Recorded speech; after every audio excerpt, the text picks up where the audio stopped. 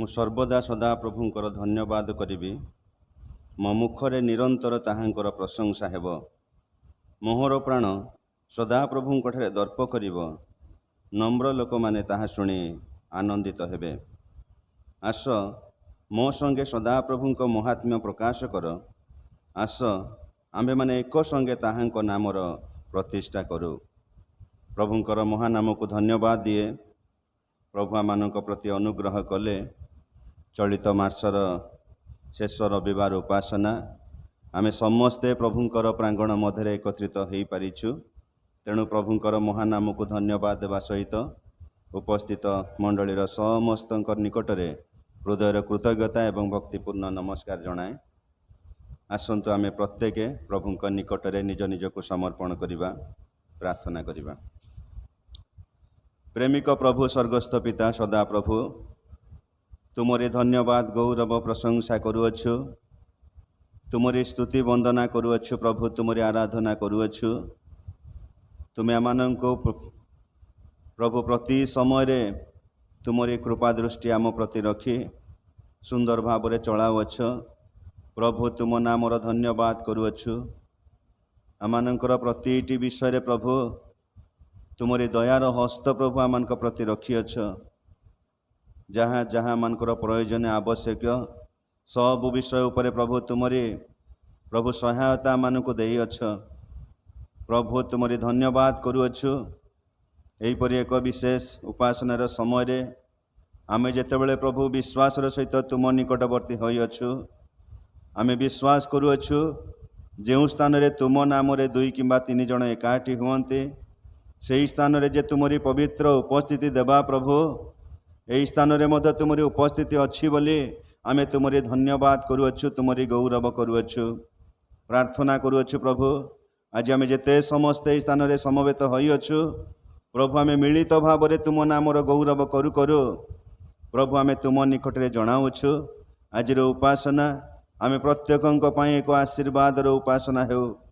ଆଜିର ଉପାସନା ଆମେ ପ୍ରତ୍ୟେକଙ୍କ ପାଇଁ ତୁମରି ଶିକ୍ଷା ପରାମର୍ଶର ଉପାସନା ହେଉ। ଆଜିର ଉପାସନା ଆମମାନଙ୍କର ସମସ୍ତ ନିବେଦନ ପ୍ରାର୍ଥନା ତୁମ୍ଭ ନିକଟରେ ଶୀଘ୍ର ହେବାର ଉପାସନା ହେଉ ବୋଲି ପ୍ରାର୍ଥନା କରୁଅଛୁ। ପ୍ରଭୁ ଆଜି ଆମମାନେ ଯେଉଁ ବିଶ୍ୱାସର ସହିତ ତୁମ ନିକଟକୁ ଆସିଅଛୁ, ତୁମେ ଆମମାନଙ୍କର ହୃଦୟ ମନ ସେହି ସରଳ ବିଶ୍ୱାସକୁ ତୁମେ ଦେଖୁଅଛ। ତଦନୁସାରେ ପ୍ରଭୁ ପ୍ରତ୍ୟେକଙ୍କୁ ତୁମେ ଆଶୀର୍ବାଦ କରିବା। ପ୍ରଭୁ ମଣ୍ଡଳୀ ପାଇଁ ବିଶେଷ ପ୍ରାର୍ଥନା କରୁଅଛୁ। ମଣ୍ଡଳୀର ପ୍ରତି ପରିବାର ପାଇଁ ପ୍ରାର୍ଥନା କରୁଅଛୁ।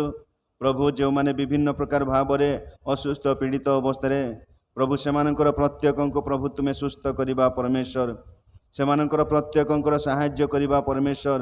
ଆମେ ପ୍ରାର୍ଥନା କରୁଅଛୁ ବାର୍ଦ୍ଧକ୍ୟ ଅବସ୍ଥାରେ ଥିବା ପ୍ରଭୁ ଆମମାନଙ୍କର ପ୍ରଭୁ ଶ୍ରୀଯୁକ୍ତ ଗୋକୁଳାନନ୍ଦ ଦାସ ପାଇଁ। ପ୍ରଭୁ ସେହି ଦିନମାନଙ୍କରେ ତାଙ୍କର ବୟସ ଜନିତ ଦୁର୍ବଳତାରେ ସେ ହୁଏତ ମଣ୍ଡଳୀକୁ ଯାଇପାରନ୍ତି ନାହିଁ, କିନ୍ତୁ ପ୍ରଭୁ ତାଙ୍କର ଯେଉଁ ବିଶ୍ୱାସ ଅଛି ସେହି ବିଶ୍ୱାସରେ ସେ ଥିବାବେଳେ ତୁମେ ହିଁ ତାଙ୍କୁ ଉତ୍ତମ ସୁସ୍ଥ ସ୍ୱାସ୍ଥ୍ୟ ଏବଂ କୁଶଳତା ପ୍ରଦାନ କର। ପ୍ରଭୁ ସେହିପରି ଆମମାନଙ୍କର ପୂର୍ବତନ ଡିକନ୍ ଶ୍ରୀଯୁକ୍ତ ପ୍ରଭୁ ୱିଲସନ ନାୟକ ପାଇଁ ପ୍ରାର୍ଥନା କରୁଅଛୁ।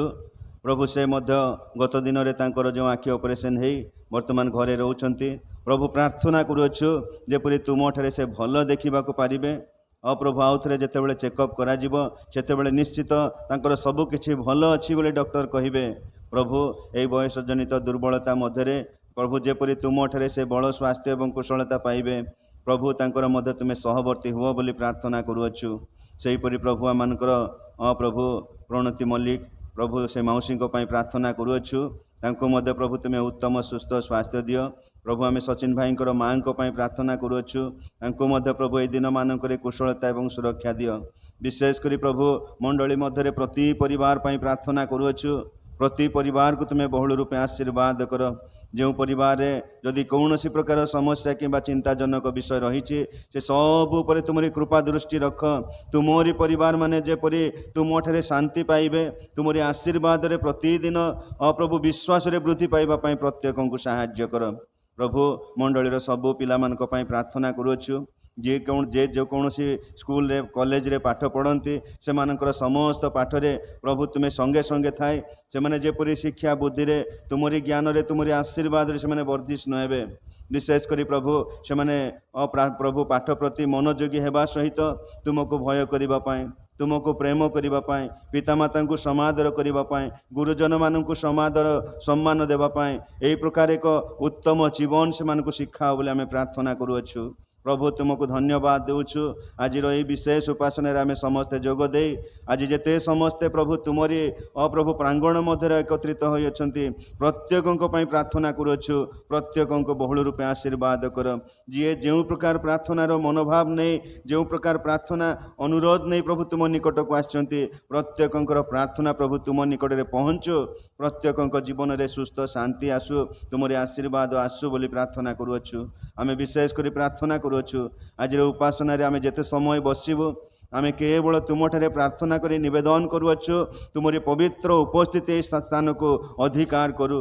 प्रत्येकों हृदय मध्य तुमरी से आत्मा चालना आम अनुभव करूँ एवं प्रभु सत्य आत्मा तुमरी उपासना करूँ। प्रभु तुमरी गौरव आम व्यवहृत हेबू। प्रभु तुम्हें दयाकोरी साहाय्य कर। आज परिचालना रे आज गीत आराधना प्रशंसा करिबारे आज विशेष वाक्य देवारे प्रभु श्रोता वक्ता प्रत्येकों को नाम धरी आशीर्वाद कर।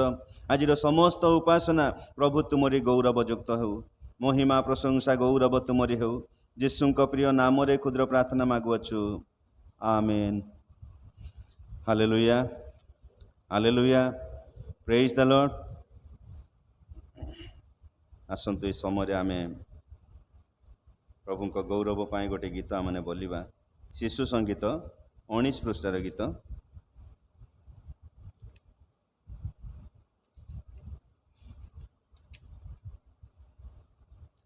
ईश्वर स्वर्गरु प्रेम देखाई देले श्री जीशु को पापी पाए। समस्ते आमने ठिया ही जीवा एवं प्रभु को गौरव पाए यही गीत आमने बोलिबा। ईश्वर स्वर्गरु प्रेम देखाई देले से यीशु को पापी पाए। डाकिले लोकों को आश्रय मो प्रिय पुत्र को मन दियो। विश्वास रे मो मन देवी श्रीपाद पाशरे आश्रय नेबी। एही संसार रे जीशु लाई आसिले प्रेम रे पापी पाई। तांकर पासको जे के जाए से निज पापरु मुक्ति पाए। मते निराश रे न छाड़ी केबे आपना पासरे आश्रय देवे।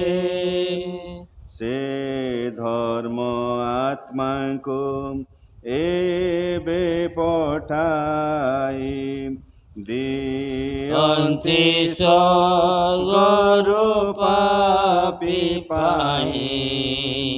से संसार रे बाट देखान्ति मुक्तिर मार्ग रे नहीं जानते। पितांको पास रे से मोते नेबे स्वर्ग निवास रे जागा देवे।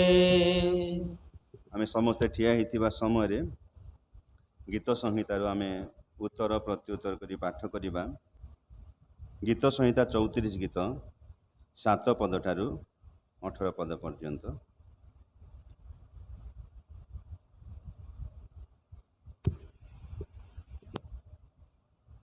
जो माने सदा प्रभु को भय करती ताहांकर दूत सेमानंको चारिआडे छाउणी करी ସେମାନଙ୍କୁ ଉଦ୍ଧାର କରନ୍ତି। आहे ସଦାପ୍ରଭୁ ଯେ ମଙ୍ଗଳମୟ, ଏ ଆସ୍ୱାଦନ କରି ଦେଖ, ଯେ ତାହାଙ୍କର ଶରଣାଗତ ସେ ଲୋକ ଧନ୍ୟ।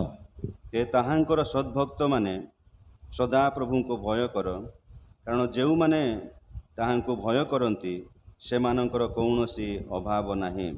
ଯୁବା ସିଂହମାନଙ୍କର ଅଭାବ ଓ କ୍ଷୁଧାରୁ କ୍ଲେଶ ହୁଏ, ମାତ୍ର ଯେଉଁମାନେ ସଦାପ୍ରଭୁଙ୍କୁ ଅନ୍ୱେଷଣ କରନ୍ତି ସେମାନଙ୍କର କୌଣସି ମଙ୍ଗଳ ବିଷୟ ଅଭାବ ରହିବ। ଏ ବାଳକମାନେ, ଆସ ମୋ କଥା ଶୁଣ, ମୁଁ ତୁମ୍ଭମାନଙ୍କୁ ସଦାପ୍ରଭୁଙ୍କ ବିଷୟ ଭୟ ଶିଖାଇବି। ଯେ ଜୀବନ ବାଞ୍ଛା କରେ ଓ ମଙ୍ଗଳ ଦେଖିବା ପାଇଁ ଦୀର୍ଘାୟୁ ମିଳେ, ଏପରି ବ୍ୟକ୍ତି କିଏ? ତୁମ୍ଭେ ହିଂସାରୁ ଆପଣା ଜିହ୍ୱା ଓ ଛଳ ବାକ୍ୟରୁ ଆପଣା ଓଷ୍ଠାଧାର ରକ୍ଷା କର। ମନ୍ଦତାରୁ ଦୂର ହୁଅ ଓ ସୁକର୍ମ କର, ଶାନ୍ତି ଅନ୍ୱେଷଣ କର ଓ ତହିଁର ଅନୁଗାମୀ ହୁଅ। ଧାର୍ମିକମାନଙ୍କ ପ୍ରତି ସଦାପ୍ରଭୁଙ୍କର ଦୃଷ୍ଟି ଅଛି ଓ ସେମାନଙ୍କ ଆର୍ତ୍ତନାଦ ପ୍ରତି ତାହାଙ୍କର କର୍ଣ୍ଣ ଅଛି। ପୃଥିବୀ କୁକର୍ମକାରୀମାନଙ୍କ ସ୍ମରଣ ଉଚ୍ଛିନ୍ନ କରିବା ପାଇଁ ସେମାନଙ୍କ ପ୍ରତିକୂଳରେ ସଦାପ୍ରଭୁଙ୍କର ମୁଖ ଥାଏ। ଧାର୍ମିକମାନେ କ୍ରନ୍ଦନ କରନ୍ତେ ସଦାପ୍ରଭୁ ଶୁଣିଲେ ଓ ସେମାନଙ୍କ ସର୍ବ ସଙ୍କଟରୁ ସେମାନଙ୍କୁ ଉଦ୍ଧାର କଲେ। ସଦାପ୍ରଭୁ ଭଗ୍ନ ଅନ୍ତଃକରଣମାନଙ୍କ ନିକଟବର୍ତ୍ତୀ ଅଟନ୍ତି, ସେ ଚୂର୍ଣ୍ଣମନାମାନଙ୍କୁ ତ୍ରାଣ କରନ୍ତି। ଧନ୍ୟବାଦ। ସମସ୍ତେ ବସିଯିବା।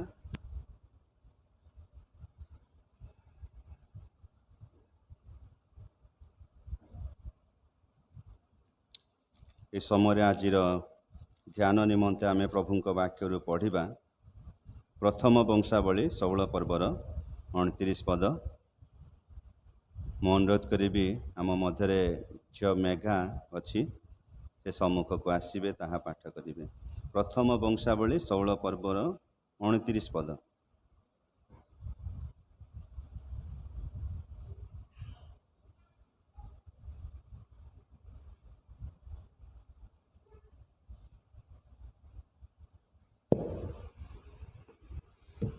ଏହିପରି ଲେଖା ହେଇଛି, ସଦାପ୍ରଭୁଙ୍କର ନାମରେ ଜ୍ୟୋତିତ ଗୌରବ କୀର୍ତ୍ତନ କର, ନୈବେଦ୍ୟ ଆଣ ଓ ତାହାଙ୍କ ସମ୍ମୁଖକୁ ଆସ, ପବିତ୍ରତାର ସୌନ୍ଦର୍ଯ୍ୟରେ ସଦାପ୍ରଭୁଙ୍କର ଭଜନ କର।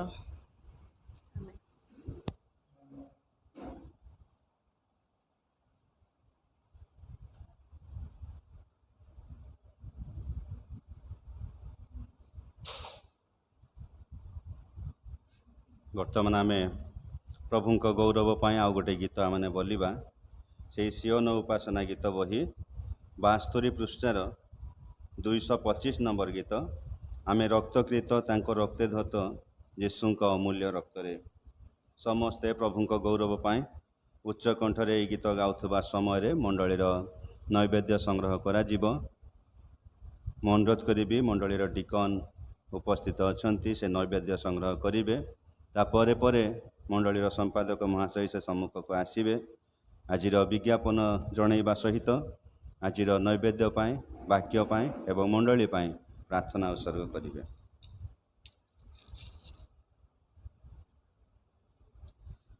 ଆମେ ରକ୍ତକୃତ ତାଙ୍କ ରକ୍ତେ ଧତ ଯୀଶୁଙ୍କ ଅମୂଲ୍ୟ ରକ୍ତରେ, ଆମେ ସବୁ ଏକ ସାଧୁଙ୍କ ସହିତ ଯୀଶୁଙ୍କ ଅମୀୟ ପ୍ରେମରେ। ଆମେ ସବୁ ମେଷ ଗୋଟିଏ ପଲର, ଏକ ହିଁ ବିଶ୍ୱାସ, ଏକ ପରିବାର, ଯୀଶୁ ହିଁ ପାଳକ ଆମର। ହାଲେଲୁୟା ହାଲେଲୁୟା ହାଲେଲୁୟା ହାଲେଲୁୟା, ଯୀଶୁ ହିଁ ପାଳକ ଆମର। ଏକ ଶରୀରେ ଆମେ ସଂଯୁକ୍ତ, ଖ୍ରୀଷ୍ଟ ପ୍ରଭୁ ଆମ ମସ୍ତକ। ଏକ ଶରୀରେ ଆମେ ସଂଯୁକ୍ତ, ଖ୍ରୀଷ୍ଟ ପ୍ରଭୁ ଆମ ମସ୍ତକ। ସ୍ୱର୍ଗ ଆମ ଚିର ଦିବ୍ୟ ଧାମ, ସ୍ୱର୍ଗ ଆମ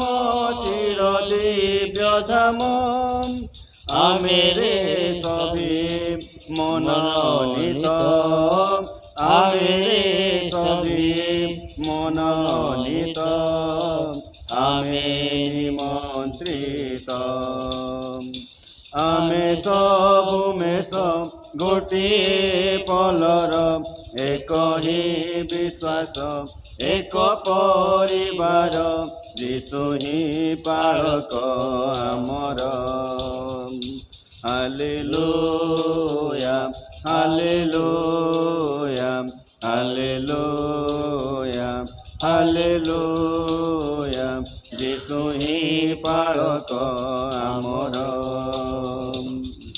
ଧାର୍ମିକତା ଆମ ବସନ ସତ୍ୟ ଆମ କୋଟି ବନ୍ଧନ ଧାର୍ମିକତା ଆମ ବସନ ସତ୍ୟ ଆମ କୋଟି ବନ୍ଧନ ଭାତୃପ୍ରେମ ଟେତିନ ଆମ ଭାତୃପ୍ରେମ ଟେତିନ ଆମ ସେବା ହିଁ ଜୀବନେ ସୁମହତ সেবা হি জীবনে সুমহত সেবা ব্রত ଆମେ ସବୁ ମେଷ ଗୋଟିଏ ପଲର ଏକ ହିଁ ବିଶ୍ୱାସ ଏକ ପରିବାର ଯୀଶୁ ହିଁ ପାଳକ ଆମର ହାଲେଲୁୟା ହାଲେଲୁୟା ହାଲେଲୁୟା ହାଲେଲୁୟା ଯୀଶୁ ହିଁ ପାଳକ ଆମର କନ୍ୟା ରୂପେ ଆମେ ଆହୁତ ଆତ୍ମା ଗୁଣେ ହୁଅ ଶୋଭିତ କନ୍ୟା ରୂପେ ଆମେ ଆହୁତ आत्मा गुणे हुआ शोभित शुभे तांको गीतिया गमन शुभे तांको गीतिया गमन हुए सकले पुलकित हुए सकले पुलकित हुए प्रस्तुत ଆମେ ସବୁ ମେଷ ଗୋଟିଏ ପଲର ଏକ ହିଁ ବିଶ୍ୱାସ ଏକ ପରିବାର ଯୀଶୁ ହିଁ ପାଳକ ଆମର ହାଲେଲୁୟା ହାଲେଲୁୟା ହାଲେଲୁୟା ହାଲେଲୁୟା ଯୀଶୁ ହିଁ ପାଳକ ଆମର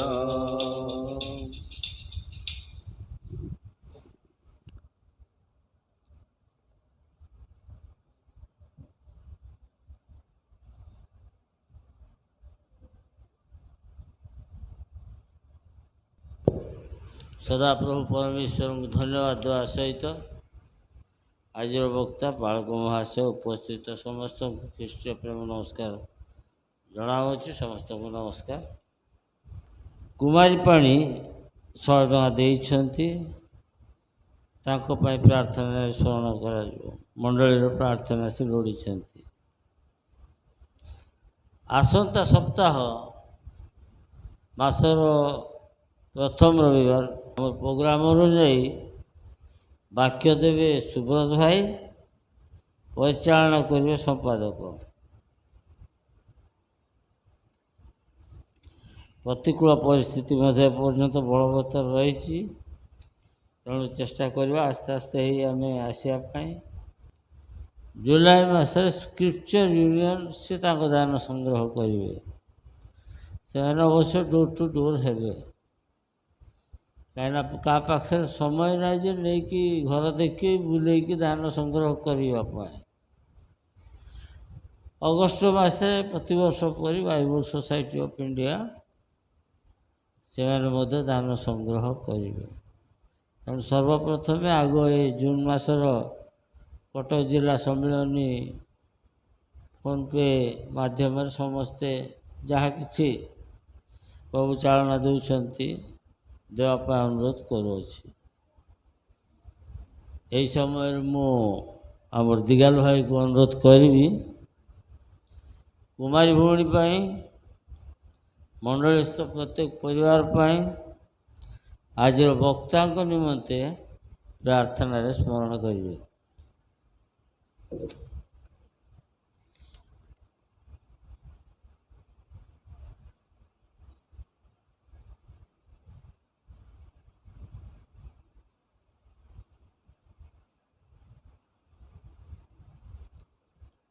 Praise the Lord. Hallelujah. आसंत प्रार्थना करिया। धन्यवाद धन्यवाद धन्यवाद धन्यवाद गौरव पूजा संभ्रम पाइबा योग्य परमेश्वर पिता प्रभु हे राजा मनंग राजा प्रभु मानंग प्रभु हे जगतर जीवित परमेश्वर पिता प्रभु तुम्हें आश्चर्य कर्म करिया प्रभु असाध्य साधनकारी प्रभु आज दया कल स्नेह कल प्रभु आज ये पवित्र प्रांगण को आसिया तुम्हें सुजोग देल पिता प्रभु बटालियन परिसर में प्रभु आईन कानून को मानिक अनेक परिवार आज आसी पारना प्रभु तांकु तुम्हें दया कर क्षमा कर प्रभु से माने जोड़ी थिले तांकु साहाय्य कर पिता इतिमध्य प्रभु आज अनेक परिवार आसी पारिछंती सेतिपई तुमको धन्यवाद दिए प्रभु यही बटालियन परिसर को प्रभु तुम्हें सुस्थिर जलवायु गठन कर प्रभु जो मंद शक्तिर काय विस्तार कर चली प्रभु हाँ पिता आम आसुचु प्रभु आमको साहाय्य कर दया कर पिता अनेक परिवार प्रभु आज वार्धक्य जनित हो कि रोगाग्रस्त हो प्रभु यही मंडलीर भाई भौणी माने प्रभु आज आसी पारि नाहांती प्रभु जी रोगाग्रस्त अच्छी प्रभु तांकु तुम्हें सुस्थता दियो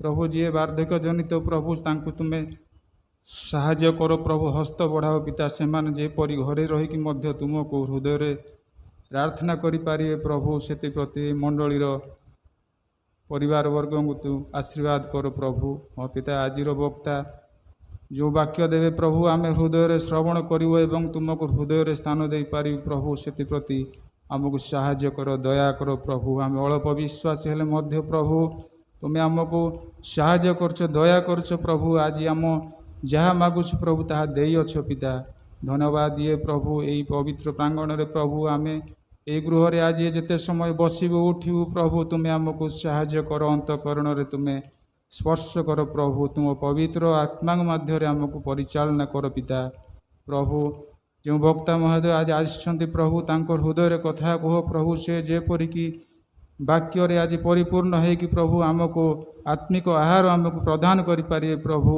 से वक्ता को तुम्हें आशीर्वाद कर प्रभु धन्यवाद दिए पिता आम अल्प विश्वास हेले मध्य प्रभु प्रत्येक प्रश्नर उत्तर देव प्रभु जीशु तुम्हें प्रभु आज ये गिरजा गृहटी प्रभु किपरि भाव में परिपूर्ण हेब प्रभु यही प्रार्थना आम निवेदन करछु प्रभु तुम इच्छा माध्यम रे गिरजा गृह को तुम्हें परिचालना कर पिता जेपरिकी खाली रोचे प्रभु किपरि परिपूर्ण हो पिता आम तो साधारण मनुष्य प्रभु आम कि हवा कि कहीपर प्रभु तुम इच्छा साधना कर प्रभु दया कर प्रभु आज रही प्रार्थना सभा आरंभ शेष जाए तुम इच्छा माध्यम रे आमको परिचालना कर प्रभु गौरवमय पिता गीत गान प्रशंसा वाक्य श्रवण करू प्रभु इति मध्य एथि निमंते क्षमा मागुछि प्रभु यीशु नाम रे क्षमा मागुछि आमेन।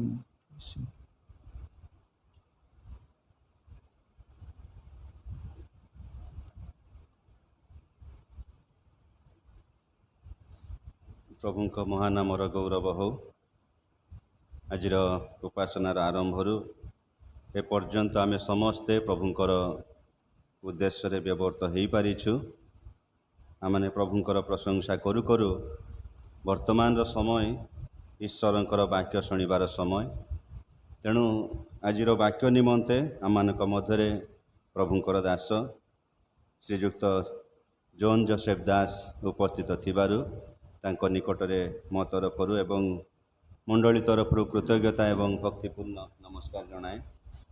प्रभुंकर दास आम मंडली पाई यह हुए तो प्रथम थर नुहे यह पूर्वर मध्य अनेक थर आसिछंती सेवा कार्य करिछंती केवल यही मंडली पाई नुहे विभिन्न स्थान रे मध्य जेतेबेले तांको पाई सुजोग आसे से भिन्न भिन्न स्थान मध्य प्रभुंको पाई से ठिया होई थांती तेणु आज आम मंडली मध्य उपस्थित थिबारु निश्चित आमे प्रभु को धन्यवाद देउछु।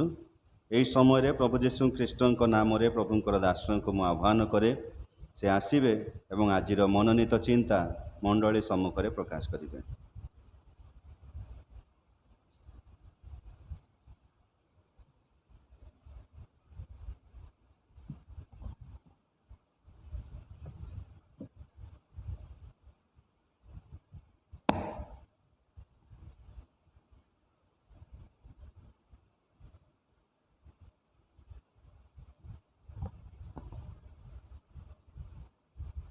सर्वप्रथमे स्वर्गस्थ परमेश्वर के विशेष धन्यवादी जे से आज आम समस्त को एक बहुमूल्य सुजोग देइछन्ति तांकर चरण निकटक आसियापाई तांकर सेवा एवं प्रशंसा करने मध्य से मोपरी अति अयोग्य को ये पवित्र वाक्य को अंशी करने एक सुजोग देइथिबा हेतु मु सर्वप्रथमे सेनाधिपति सदाप्रभुंकर महानाम को उच्चीकृत करने संगे संगे कटक ओडिया बैप्टिस्ट चर्च तरफ मत सुजोग देथिबारु मंडली निकट धन्यवादी तथा आपण मानक सम्मुखें सानिध्य मध्य आज पुनर्बार सेवा कार्य करने सुजोग पाइथिबारु मो प्रभु जीशुकर मधुमय नाम रे आपण मान प्रत्येक जन को स्वागत करने संगे संगे मोर नमस्कार जनाऊँगी। आज परिचालना करथिबा पालक महाशय रेवरेंड हिजके लेमा पाखर विशेष धन्यवादी। तेबे आसंतु ए वाक्य को जीवा पूर्व प्रभु चरण को जीवा प्रार्थना करबा।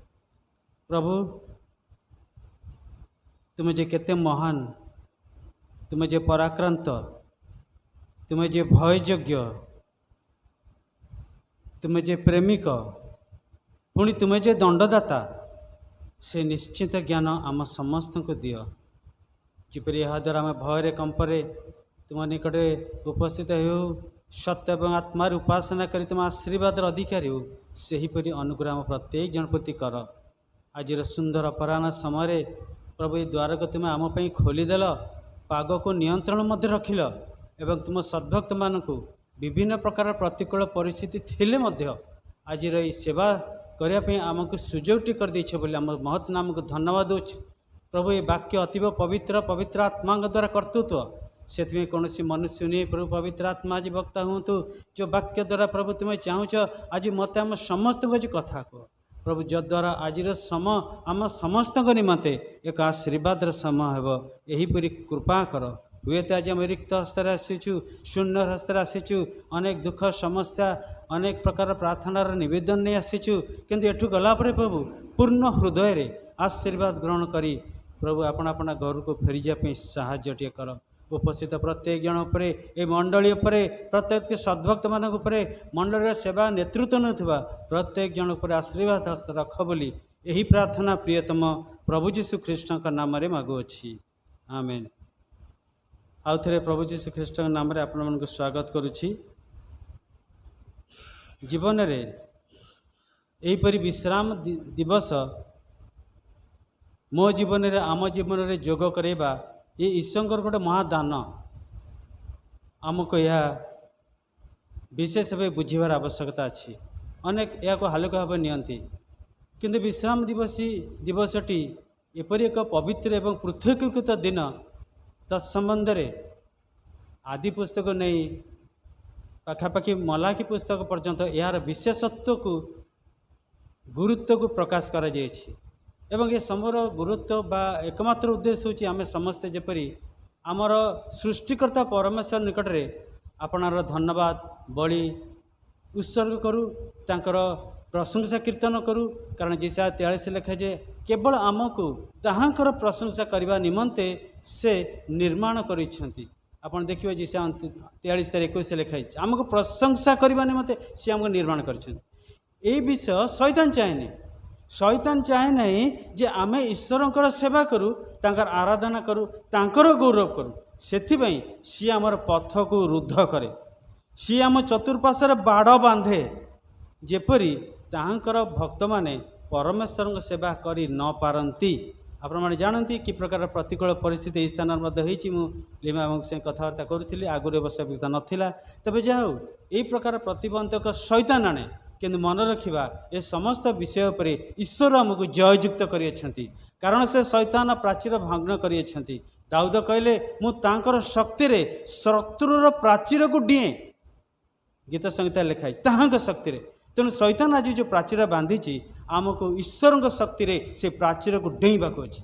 जब ईश्वर गौरवान तेबे आम आशीर्वाद अधिकारी से जो प्रसंग आज मनोनीत कराଯାଇଛି ମୁଁ ଆଜି ପ୍ରାର୍ଥନାର ସହିତ ଏ ପ୍ରସଙ୍ଗକୁ ମନୋନୀତ କରିଛି ମୋର ପ୍ରିୟମାନେ, ତାହା ହେଉଛି ପ୍ରଥମ ବଂଶାବଳୀ ତାର 16 ପର୍ବ ତାର 29 ପଦ। ଅଳ୍ପ କିଛି ସମୟ ପୂର୍ବରୁ ତାର ପଠନ କରାଯାଏ। ସେହି ସ୍ଥାନରେ ଏହି ପ୍ରକାର ଲେଖାଯାଏ, ସଦାପ୍ରଭୁଙ୍କର ନାମର ଯଥୋଚିତ ଗୌରବ କୀର୍ତ୍ତନ କର। ଆମେ ଟିକେ ତାକୁ ରହି ରହି ପଡ଼ିବା। କମା ନୈବେଦ୍ୟ ଆଣ ଓ ତାହାଙ୍କ ଛାମୁକୁ ଆସ, ପବିତ୍ରତାର ସୌନ୍ଦର୍ଯ୍ୟରେ ସଦାପ୍ରଭୁଙ୍କର ଭଜନା କର। ଯଦି ମିଖା 6 ପର୍ବ 8 ପଦକୁ ଯିବା, ସେଠି ଲେଖା ହେଇଯାଇଛି, ଏହା ଛଡ଼ା ସଦାପ୍ରଭୁ ତୁମମାନଙ୍କଠାରୁ ଆଉ କ'ଣ ଲୋଡ଼ନ୍ତି? ସିଏ ଆମଠାରୁ ଆଉ କ'ଣ ଲୋଡ଼ନ୍ତି? ସେଇ ଗୋଟାଏ ବିଷୟ ଲୋଡ଼ନ୍ତି ଯେ ଆମେ ଯେପରି ତାଙ୍କ ଛାମୁକୁ ଆସୁ। ଶୈତାନ ଚାହେଁ ନାହିଁ ଆମେ ଛାମୁକୁ ଆସୁ, ସେଥିପାଇଁ ଆମେ ତାଙ୍କ ଚତୁଃପାର୍ଶ୍ୱରେ ଆମର ପ୍ରାଚୀର ବାନ୍ଧିଏ। ଆପଣ ଦେଖନ୍ତୁ ଯେଉଁ ପ୍ରକାର କନଷ୍ଟାଣ୍ଟ ପୋଜିସନ୍ ଆଜି ଏଠି ଏ ସ୍ଥାନରେ ରହିଛି। ଆମେ କଥାବାର୍ତ୍ତା ହେଉଥିଲେ, ଆଗରେ ମୁଁ କେତେ ପଳେଇ ଆସୁଥିଲି, ମୁଁ ଆଜିକି 15 ବର୍ଷ ହେଲାଣି ପାଖାପାଖି ଆସୁଛି, ବର୍ଷକୁ 2-3 ଥର, କିନ୍ତୁ କି ପ୍ରକାର ଅବସ୍ଥା ମଧ୍ୟକୁ ଆସିଛି, କି ପ୍ରକାର ସମୟ। ଶୈତାନ ଚାହେଁ ନାହିଁ, ତ ପରମେଶ୍ୱର ଚାହାନ୍ତି ଆମେ ଯେପରି ତାଙ୍କ ଛାମୁକୁ ଆସିବା। କାହିଁକି ନା ଆମେ ତାଙ୍କ ହସ୍ତକୃତ ରଚନା। ପରମେଶ୍ୱର ଆପଣା ପ୍ରତିମୂର୍ତ୍ତିରେ ମନୁଷ୍ୟକୁ ନିର୍ମାଣ କଲେ। ସେଥିପାଇଁ ପ୍ରଥମ ବଂଶାବଳୀ ଯେଉଁ ବିଷୟ ଲେଖାଛି ବହୁତ ଗୁରୁତ୍ୱପୂର୍ଣ୍ଣ। ମୁଁ ନୂଆ ନୂଆ ବାକ୍ୟ ପାଇଁ ପ୍ରଭୁ ନିବେଦନ କରେ, ଆଉ ପ୍ରଭୁ ମୋତେ ଦିଅନ୍ତି। ମୁଁ ଯେତେବେଳେ ପ୍ରାର୍ଥନାର ସହିତ ବସେ, ଏଠି ଲେଖାଯାଉଛି ତୁମେ ପରମେଶ୍ୱରଙ୍କ ବା ତାହାଙ୍କ ଛାମୁକୁ ଆସ। ଦ୍ୱିତୀୟରେ ଯଥୋଚିତ ଗୌରବ କୀର୍ତ୍ତନ କର। ଯଥୋଚିତ ଗୌରବ, ତାହାଙ୍କର ଗୌରବ, ଆମର ଗୌରବ ନୁହେଁ, ପରମେଶ୍ୱରଙ୍କର ଗୌରବ। ପୁଣି ପବିତ୍ରତାର ସୌନ୍ଦର୍ଯ୍ୟରେ, କାହାର ସୌନ୍ଦର୍ଯ୍ୟ? ଜାଗତିକ ସୌନ୍ଦର୍ଯ୍ୟ ନୁହେଁ, ପବିତ୍ରତାର ସୌନ୍ଦର୍ଯ୍ୟ। କାହିଁକି ନା ପବିତ୍ରତା ତାହାଙ୍କ ଗୃହର ଶୋଭା। ପବିତ୍ରତା ବିନୁ କେହି ତାଙ୍କର ମୁଖ ଦର୍ଶନ କରିପାରିବେ ନାହିଁ। ସେଥିପାଇଁ ମାଥିବରେ ଲେଖାଯାଏ ଯେ ଶୁଦ୍ଧଚିତ ଲୋକମାନେ ଧନ୍ୟ, କାରଣ ସେମାନେ ତାଙ୍କୁ ଦର୍ଶନ କରିବେ। ସେଥିପାଇଁ ପବିତ୍ରତାର ଆଚରଣ ମଧ୍ୟରେ ଆବଶ୍ୟକତା ଅଛି।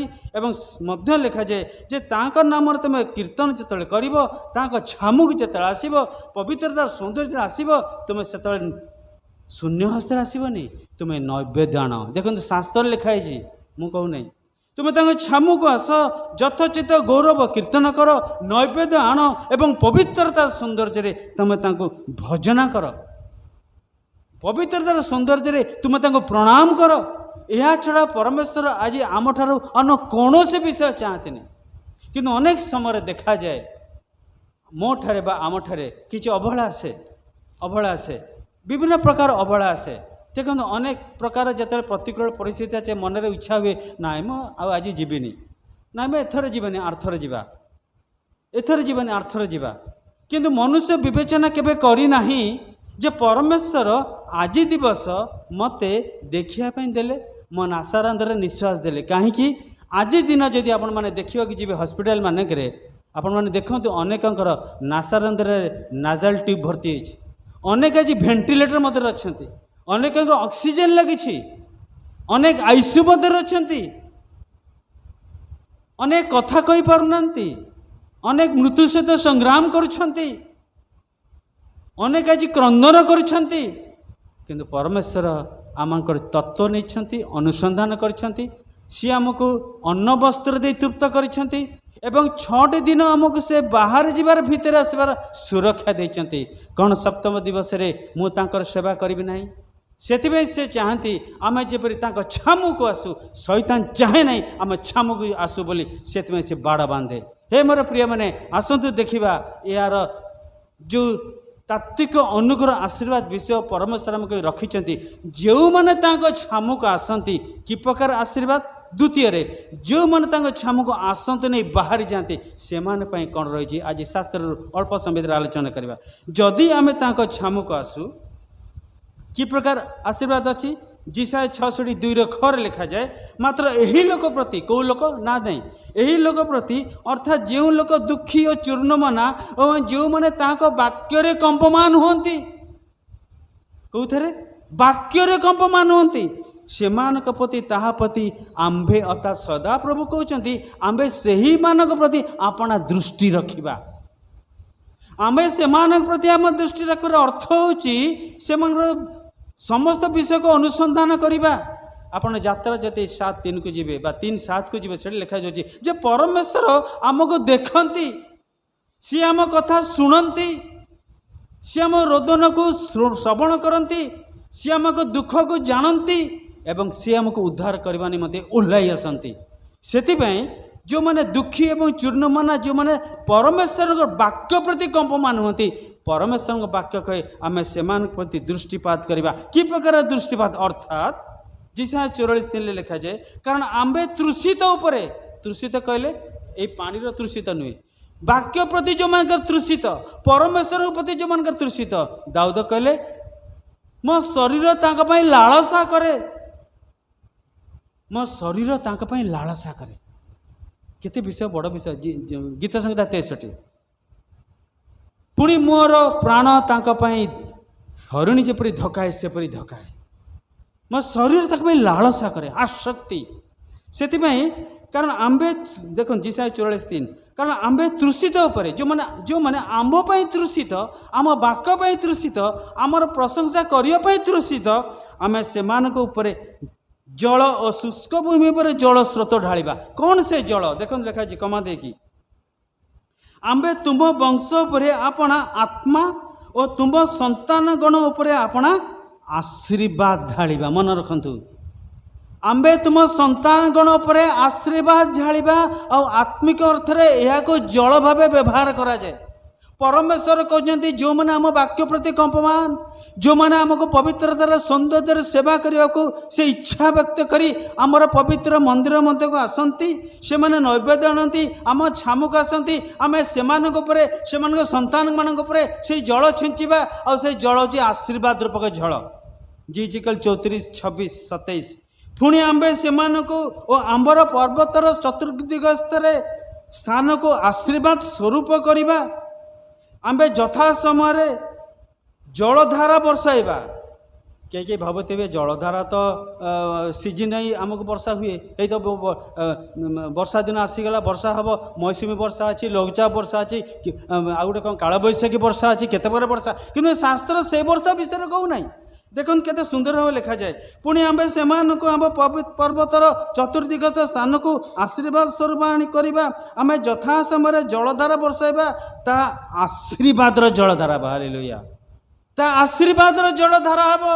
आम तुम उपर तुम संतान मान आशीर्वाद जलधारा बसाइबा। मध्य क्षेत्रस्थ वृक्ष आपणार फल उत्पन्न कर और भूमि आपणार शस्य उत्पन्न कर। पुणी से आपणा मानकर देश रे निरापद रे वास करेंगे। आम जो आशीर्वाद जल बर्षाइबा ता केवल भूमि जे सुंदर भाव से वृक्ष मान को फल उत्पन्न देने कथा नुहे। देखो केते सुंदर लिखा जी, आम देश रे से माने आपणा मानक देश रे निरापद रे रहिबे। देखो जिजिकल 34, निरापद रे रहिबे, गुरुत्वपूर्ण। ये हूँ आशीर्वाद जलधारा। केवल से नुहे, जदि आम मैंने जीवा टे लेवी 26 अध्याय को टे जीवा, लेवी 26 से 4-6 पढ़ा। लेवी 26, 4-6 लिखा जाए, तेबे आम्बे तुम मान को वृष्टि उपयुक्त समय जावा, तहिरे भूमि निज शस्यर पूर्णता उत्पन्न कर, क्षेत्र वृक्ष सकल आपणा आपणा फल उत्पन्न कर। 5, आ तुम मानकर शस्यवर्धन काल द्राक्षा संग्रह काल पर्यंत लगी रहिब। द्राक्षा संग्रह काल बीज बपन काल पर्यंत लगी रहिब। पुणी तुम्हें माने तृप्ति पर्यंत अन्न भोजन करिब और आपणा देश रे निर्भय वास करिब। जहाँकि आज से निर्भय विषय संकुचित हो ही आसुची, किंतु आमे जो जलधारार वर्षा करिबा तुम्हें निर्भय वास करिब। 6 पद, आउ आम्बे देश रे शांति प्रदान करिबा। ये हूँ जलधारार आशीर्वाद रूपक वर्षा। या को शास्त्र कहे, जदि तुम आमरे वाक्य कंपमान हम, जदि तुम आम छामुक आसब, जदि तुम आम निमंते नैवेद्य आणब, जदि पवित्रतार सौंदर्य तुम आम भजन कर, आमर कीर्तन कर, तुम आमर प्रशंसा गौरव कर, तेबे यही प्रकार आशीर्वाद तुमको करवा। आम देश रे शांति प्रदान करवा, तहिरे तुम मैंने सहन कले कि तुमको भय देखाइब नहीं। ये हूँ आत्मिक जलधारा, यही हूँ आत्मिक जलवृष्टि। मोर प्रिय माने, जो जलवृष्टि केवल जे फल उत्पन्न कर वृक्षता नुहे, मात्र आम देश रे शांति प्रदान करवा। पुणी तुम्हें सहन कले कि तुमको भय देखाइब नहीं। पुणी आम्बे हिंस्र जंतु मान देश रे निरस्त करवा और तुम मान देश रे खड्ग भ्रमण करिब नहीं। What a wonder! कि सुंदर आशीर्वाद देव जलधारार वर्षा से मान प्रति जो मैंने आम वाक्य कंपमान हुंती। से ସେଥିପାଇଁ ମୋର ପ୍ରିୟ ମାନେ ତିନିଟି ଚିତ୍ର ଆମେ ଶାସ୍ତ୍ରରୁ ଆଜି ନେବା ଏହି ପ୍ରସଙ୍ଗ ଉପରେ। ଯେଉଁ ପ୍ରସଙ୍ଗ ହେଉଛି ପ୍ରଥମ ରାଜାବଳୀ ବଂଶାବଳୀ 16 ପର୍ବ 29 ପଦ। ଆପଣ ଆକୁ ଘରେ ଆଉ ଥରେ ପଢ଼ିବେ। ପ୍ରଥମ ବଂଶାବଳୀ 16 ପର୍ବ 29 ପଦ। ପରମେଶ୍ୱର ଏହି ବିଷୟ ଆମଠାରୁ ଆଜି ଚାହୁଁଛନ୍ତି, ସେଥିପାଇଁ ସେ ଆଜି ଏହି ପବିତ୍ର ସ୍ଥାନର ଦ୍ୱାରକୁ ଖୋଲିଲେ। ଶୈତାନ ବାଧା ଦେଲା, ପ୍ରାଚୀର ବାନ୍ଧିଲା, ତଥାପି ତାଙ୍କ ସଦ୍ଭକ୍ତ ମାନିବାକୁ ଆସିବା ପାଇଁ ସେ ରୋକିପାରି ନାହିଁ। ସେଥିପାଇଁ ଈଶ୍ୱରଙ୍କ ନାମ ଆଜି ଗୌରବ ହେଉ। ମୋର ପ୍ରିୟମାନେ, ଏହା ଯେ କେତେ ଗୁରୁତ୍ୱପୂର୍ଣ୍ଣ ବିଷୟ, ଆସନ୍ତୁ ତିନି ଜଣଙ୍କର ଆଜି ଜୀବନୀରେ ଆମେ ଦେଖିବା। ଏହି ପ୍ରଥମ ବଂଶାବଳୀ 16 ପର୍ବ 29 ପଦର এই ଯେଉଁ ପ୍ରସଙ୍ଗଟି ଲେଖାଯାଇଛି ଯେ ତାଙ୍କ ଛାମୁକୁ ଆସିବାର ବିଷୟ, ନୈବେଦ୍ୟ ଆସିବାର ବିଷୟ, ପବିତ୍ରତା ସନ୍ଧିରେ ଆସିବାର ବିଷୟର ମହତ୍ତ୍ୱ। ସେଥିପାଇଁ ଯାତ୍ରା 10 ପର୍ବ ଯଦି ଆପଣମାନେ ପଢ଼ିବେ, ବିଶେଷ ଭାବରେ 3ରୁ 16 ପଦ 26 ପଦ, ମୁଁ ସେସବୁ ପଦ ପଢ଼ିବିନି, ଏତିକି କହିବି। କ'ଣ କହିବି ନା ମୋଶା ଆଉ ହାରଣ, ମୋଶା ହାରଣ ଆପଣମାନେ ଜାଣିଛନ୍ତି, ସେମାନେ ଫାରୋଙ୍କ ନିକଟକୁ ଯାଇ କହିଲେ, ହେ ଫାରୋ, ତୁମେ ଆମକୁ, ଆମ ଲୋକ ସମସ୍ତଙ୍କୁ, ଆମର ଗୋମେଶକୁ କ'ଣ କର ନା ତୁମେ ଅନୁମତି ଦିଅ, ଆମକୁ ଛାଡ଼ି ଦିଅ। କାହିଁକି ନା ଆମେ ଜୀବିତ ପରମେଶ୍ୱରଙ୍କ ଉଦ୍ଦେଶ୍ୟରେ ପ୍ରଶଂସା କରିବା, ଆମେ ତାଙ୍କର ଗୌରବ କୀର୍ତ୍ତନ କରିବା। ତୁମେ ଆମକୁ ଛାଡ଼, ଆମ ସମସ୍ତଙ୍କୁ ଛାଡ଼। ହେ ମୋର ପ୍ରିୟମାନେ, ଆପଣ ପଢ଼ିବେ, ସେଠି ଲେଖାଯାଇଛି, ମୁଁ ଚୁମ୍ବକରେ କହୁଛି, ଆମ୍ଭେମାନେ ଆପଣାର ବାଳକ ଓ ବୃଦ୍ଧ ସମସ୍ତଙ୍କୁ ସଙ୍ଗେ ଘେନିଯିବୁ ଓ ଆପଣା ପୁତ୍ର କନ୍ୟାମାନଙ୍କୁ ପୁଣି ଗୋମେସାଦି ପଲ ମଧ୍ୟ ସଙ୍ଗରେ ନେଇଯିବୁ। ମୋଶା ହାରଣ ଫାରୋଙ୍କୁ ଯାଇ କହିଲେ। ମିଶ୍ରର ରାଜାଙ୍କୁ ଫାରୋ କୁହାଯାଏ। ତ ମିଶ୍ରର ରାଜାଙ୍କୁ ଫାରୋଙ୍କୁ ଏ ଯେଉଁ ମୋଶା ହାରଣ ନିବେଦନ କଲେ, ଆମର ଏ ସମସ୍ତ ଜନତାକୁ, ଆମେ କେବଳ ଆମେ ନୁହେଁ, ଆମର ପୁରୁଷ ନୁହେଁ, ଆମର ପୁତ୍ର କନ୍ୟା, ଆମର ଯେତେ ସ୍ତ୍ରୀ ବା ମହିଳାମାନେ ଅଛନ୍ତି, ଆମର ଗୋମେସାଦି ସମସ୍ତଙ୍କୁ ଛାଡ଼ି ଦିଅ। ଫାରୋ କ'ଣ କହିଲେ ଜାଣିଛନ୍ତି? ଦେଖନ୍ତୁ ଫାରୋ କ'ଣ କହିଲେ। ଫାରୋ କହିଲେ, ତେବେ ଫାରୋ ସେମାନଙ୍କୁ କହିଲେ, ତୁମମାନେ ଯେତେ ପୁରୁଷ ଅଛି ଯାଅ, ତୁମେ ଯେତେ ପୁରୁଷ ଯାଅ। ଟିକେ ଚିନ୍ତା କରିବା, ଆଜି ଅନେକ ସମୟରେ ପରିବାରମାନଙ୍କରେ, ହଉ ଆଜି ଜଣେ ଗଲେ ଚଳିବ, ଆମେ ସମସ୍ତେ ଆର୍ଥରକୁ ଯିବା, ଏହି ପ୍ରକାର ଚିନ୍ତାଧାରା ଆସେ। ଏ ଚିନ୍ତାଧାରା ଶୈତାନ ଆଣେ। କାରଣ ପରମେଶ୍ୱର ଆମକୁ ସମସ୍ତଙ୍କୁ ରକ୍ଷା କଲେ, ସମସ୍ତଙ୍କୁ ଅନ୍ନବସନ ଦେଲେ, ଆମ ନିତ୍ୟ ବ୍ୟବହାରଜନ ଦୈନନ୍ଦିନ ଖାଦ୍ୟ ଦେଲେ, ନିରାପତ୍ତା ଦେଲେ, ସୁରକ୍ଷା ଦେଲେ, ଜୀବିତ ମାନ ଦେଶ ରଖିଲେ। ତେବେ ଜଣେ କାହିଁ ଯିବ? ଜଣେ କାହିଁ ଯିବ? ସେଦିନ ଫାରୋ କହିଲେ, ତୁମେ ଜଣେ ଯାଅ, କେବଳ ପୁରୁଷମାନେ ଯାଆନ୍ତୁ। ଯେତେବେଳେ ପୁରୁଷମାନେ ଯାଆନ୍ତୁ ବୋଲି କହିଲେ, ଆଉ ମୋଶା ହାରଣ କ'ଣ କଲେ ନା ଆପଣ ହସ୍ତ ଯେତେବେଳେ ଉତ୍ତୋଳନ କଲେ, ହସ୍ତ ଉପରକୁ ଉଠାଇଲେ, ପରମେଶ୍ୱର ଶିଳାବୃଷ୍ଟି ଦ୍ୱାରା, ପଙ୍ଗପାଳ ଦ୍ୱାରା ମିଶ୍ରୀୟମାନଙ୍କୁ ଆଘାତ ଦେଲେ। ଆପଣ ପଢ଼ିବେ ସେ ଚାପ୍ଟର। ପରମେଶ୍ୱର ଉର୍ଦ୍ଧ୍ୱରୁ ଶିଳାବୃଷ୍ଟି କଲେ। ମିଶ୍ରୀୟ ରାଜା ଫାରୋ ଯେପରି ଜାଣିବ ଉର୍ଦ୍ଧ୍ୱସ୍ଥ ପରମେଶ୍ୱର ବଳବାନ, ସେଥିପାଇଁ ସେ କ'ଣ କଲେ ନା ପଙ୍ଗପାଳ ଏବଂ ଶିଳାବୃଷ୍ଟି କରାଇଲେ।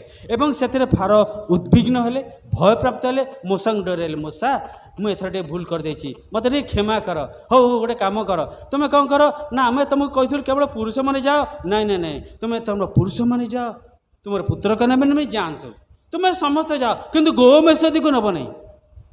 ମନ ଦେଇ ପଢ଼ିବେ ଆପଣ এই ପ୍ରସଙ୍ଗ ଭିତ୍ତିକ ପ୍ରଥମ ବଂଶାବଳୀ 16:29। ମୋଶା ହାରଣକୁ ଫାରୋ କହିଲେ, ତୁମେ ସମସ୍ତେ ଯାଅ, ତୁମ ଗୋମେସାଦିକୁ ନିଅ ନାହିଁ। ମୋର ପ୍ରିୟମାନେ, ମୋଶା ପୁନର୍ବାର ହସ୍ତ ଉତ୍ତୋଳନ କଲେ, ପ୍ରାର୍ଥନା କଲେ।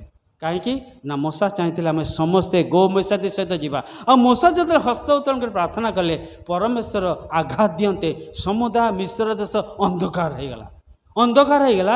କିନ୍ତୁ ଇସ୍ରାଏଲ ବା ଏବ୍ରିୟମାନଙ୍କ ଗୃହରେ ଆଲୋକ ଥିଲା ବୋଲି ବାଇବଲ ଲେଖାଯାଏ। ଏବଂ ଯେତେବେଳେ ଅନ୍ଧକାର ହେଲା, ସେମାନେ ଅନ୍ଧାରରେ ଦଳାଣ୍ଡି ହେଲେ ଏବଂ ଫାରୋ ପୁନର୍ବାର ମୋଶାଙ୍କୁ ଡାକିଲେ। ଏବଂ ସେତେବେଳେ ଦେଖନ୍ତୁ କ'ଣ ଲେଖାଯାଇଛି, କେତେ ସୁନ୍ଦର ବିଷୟ। ତ ଫାରୋ ମୋଶାଙ୍କୁ ଡକାଇ କହିଲେ,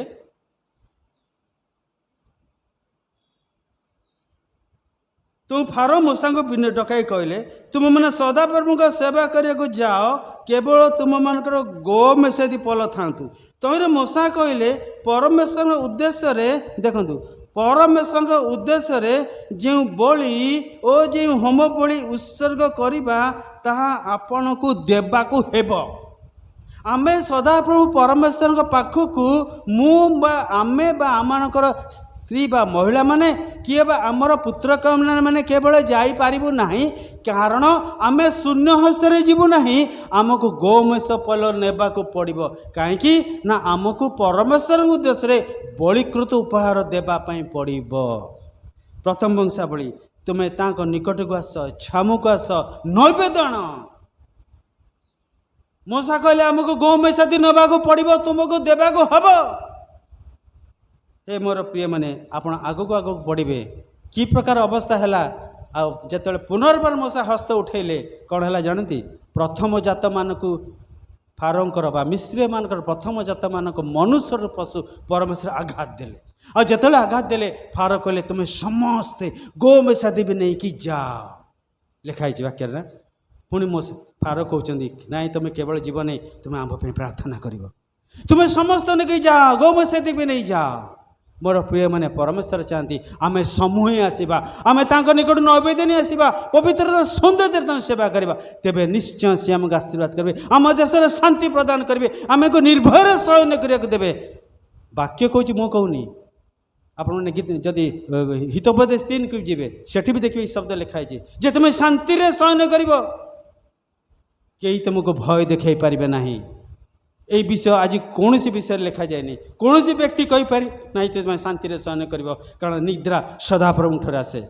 मोर प्रिय माने जदि तुम्हें छामुक आसे बोली वाक्य कहे, तेबे आम यही प्रकार जलधारा बरसाइबा, जो जलधारा की आशीर्वाद जलधारा हो, जो आशीर्वाद जलधारा की तुम वृक्ष तुमको फल उत्पन्न कर, जो आशीर्वाद की आमको तुम्हें देश में शांति प्रदान करवा, जो आशीर्वाद की आम तुम्हें शयन कले निरापद शयन कर, जो आशीर्वाद की तुमको कहीं भय देखे पारे।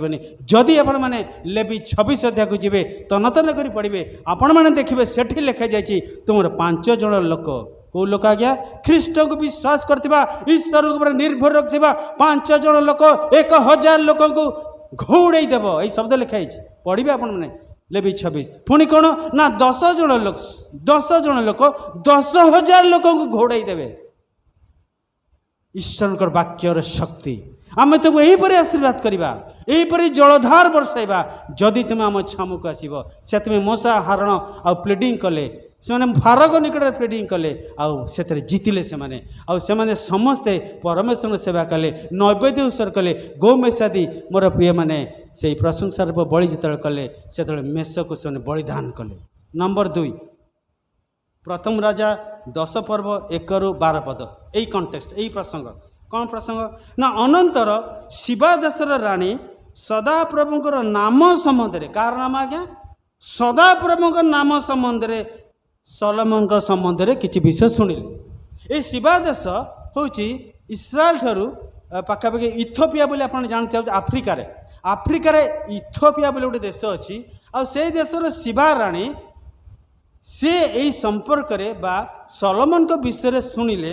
कौन शुणिले ना, सदाप्रभुंकर नाम संबंध में सलोमन सुख्याति शुणी से बांछा कले मुझे भेटिबाकू जीवी। आपण मैंने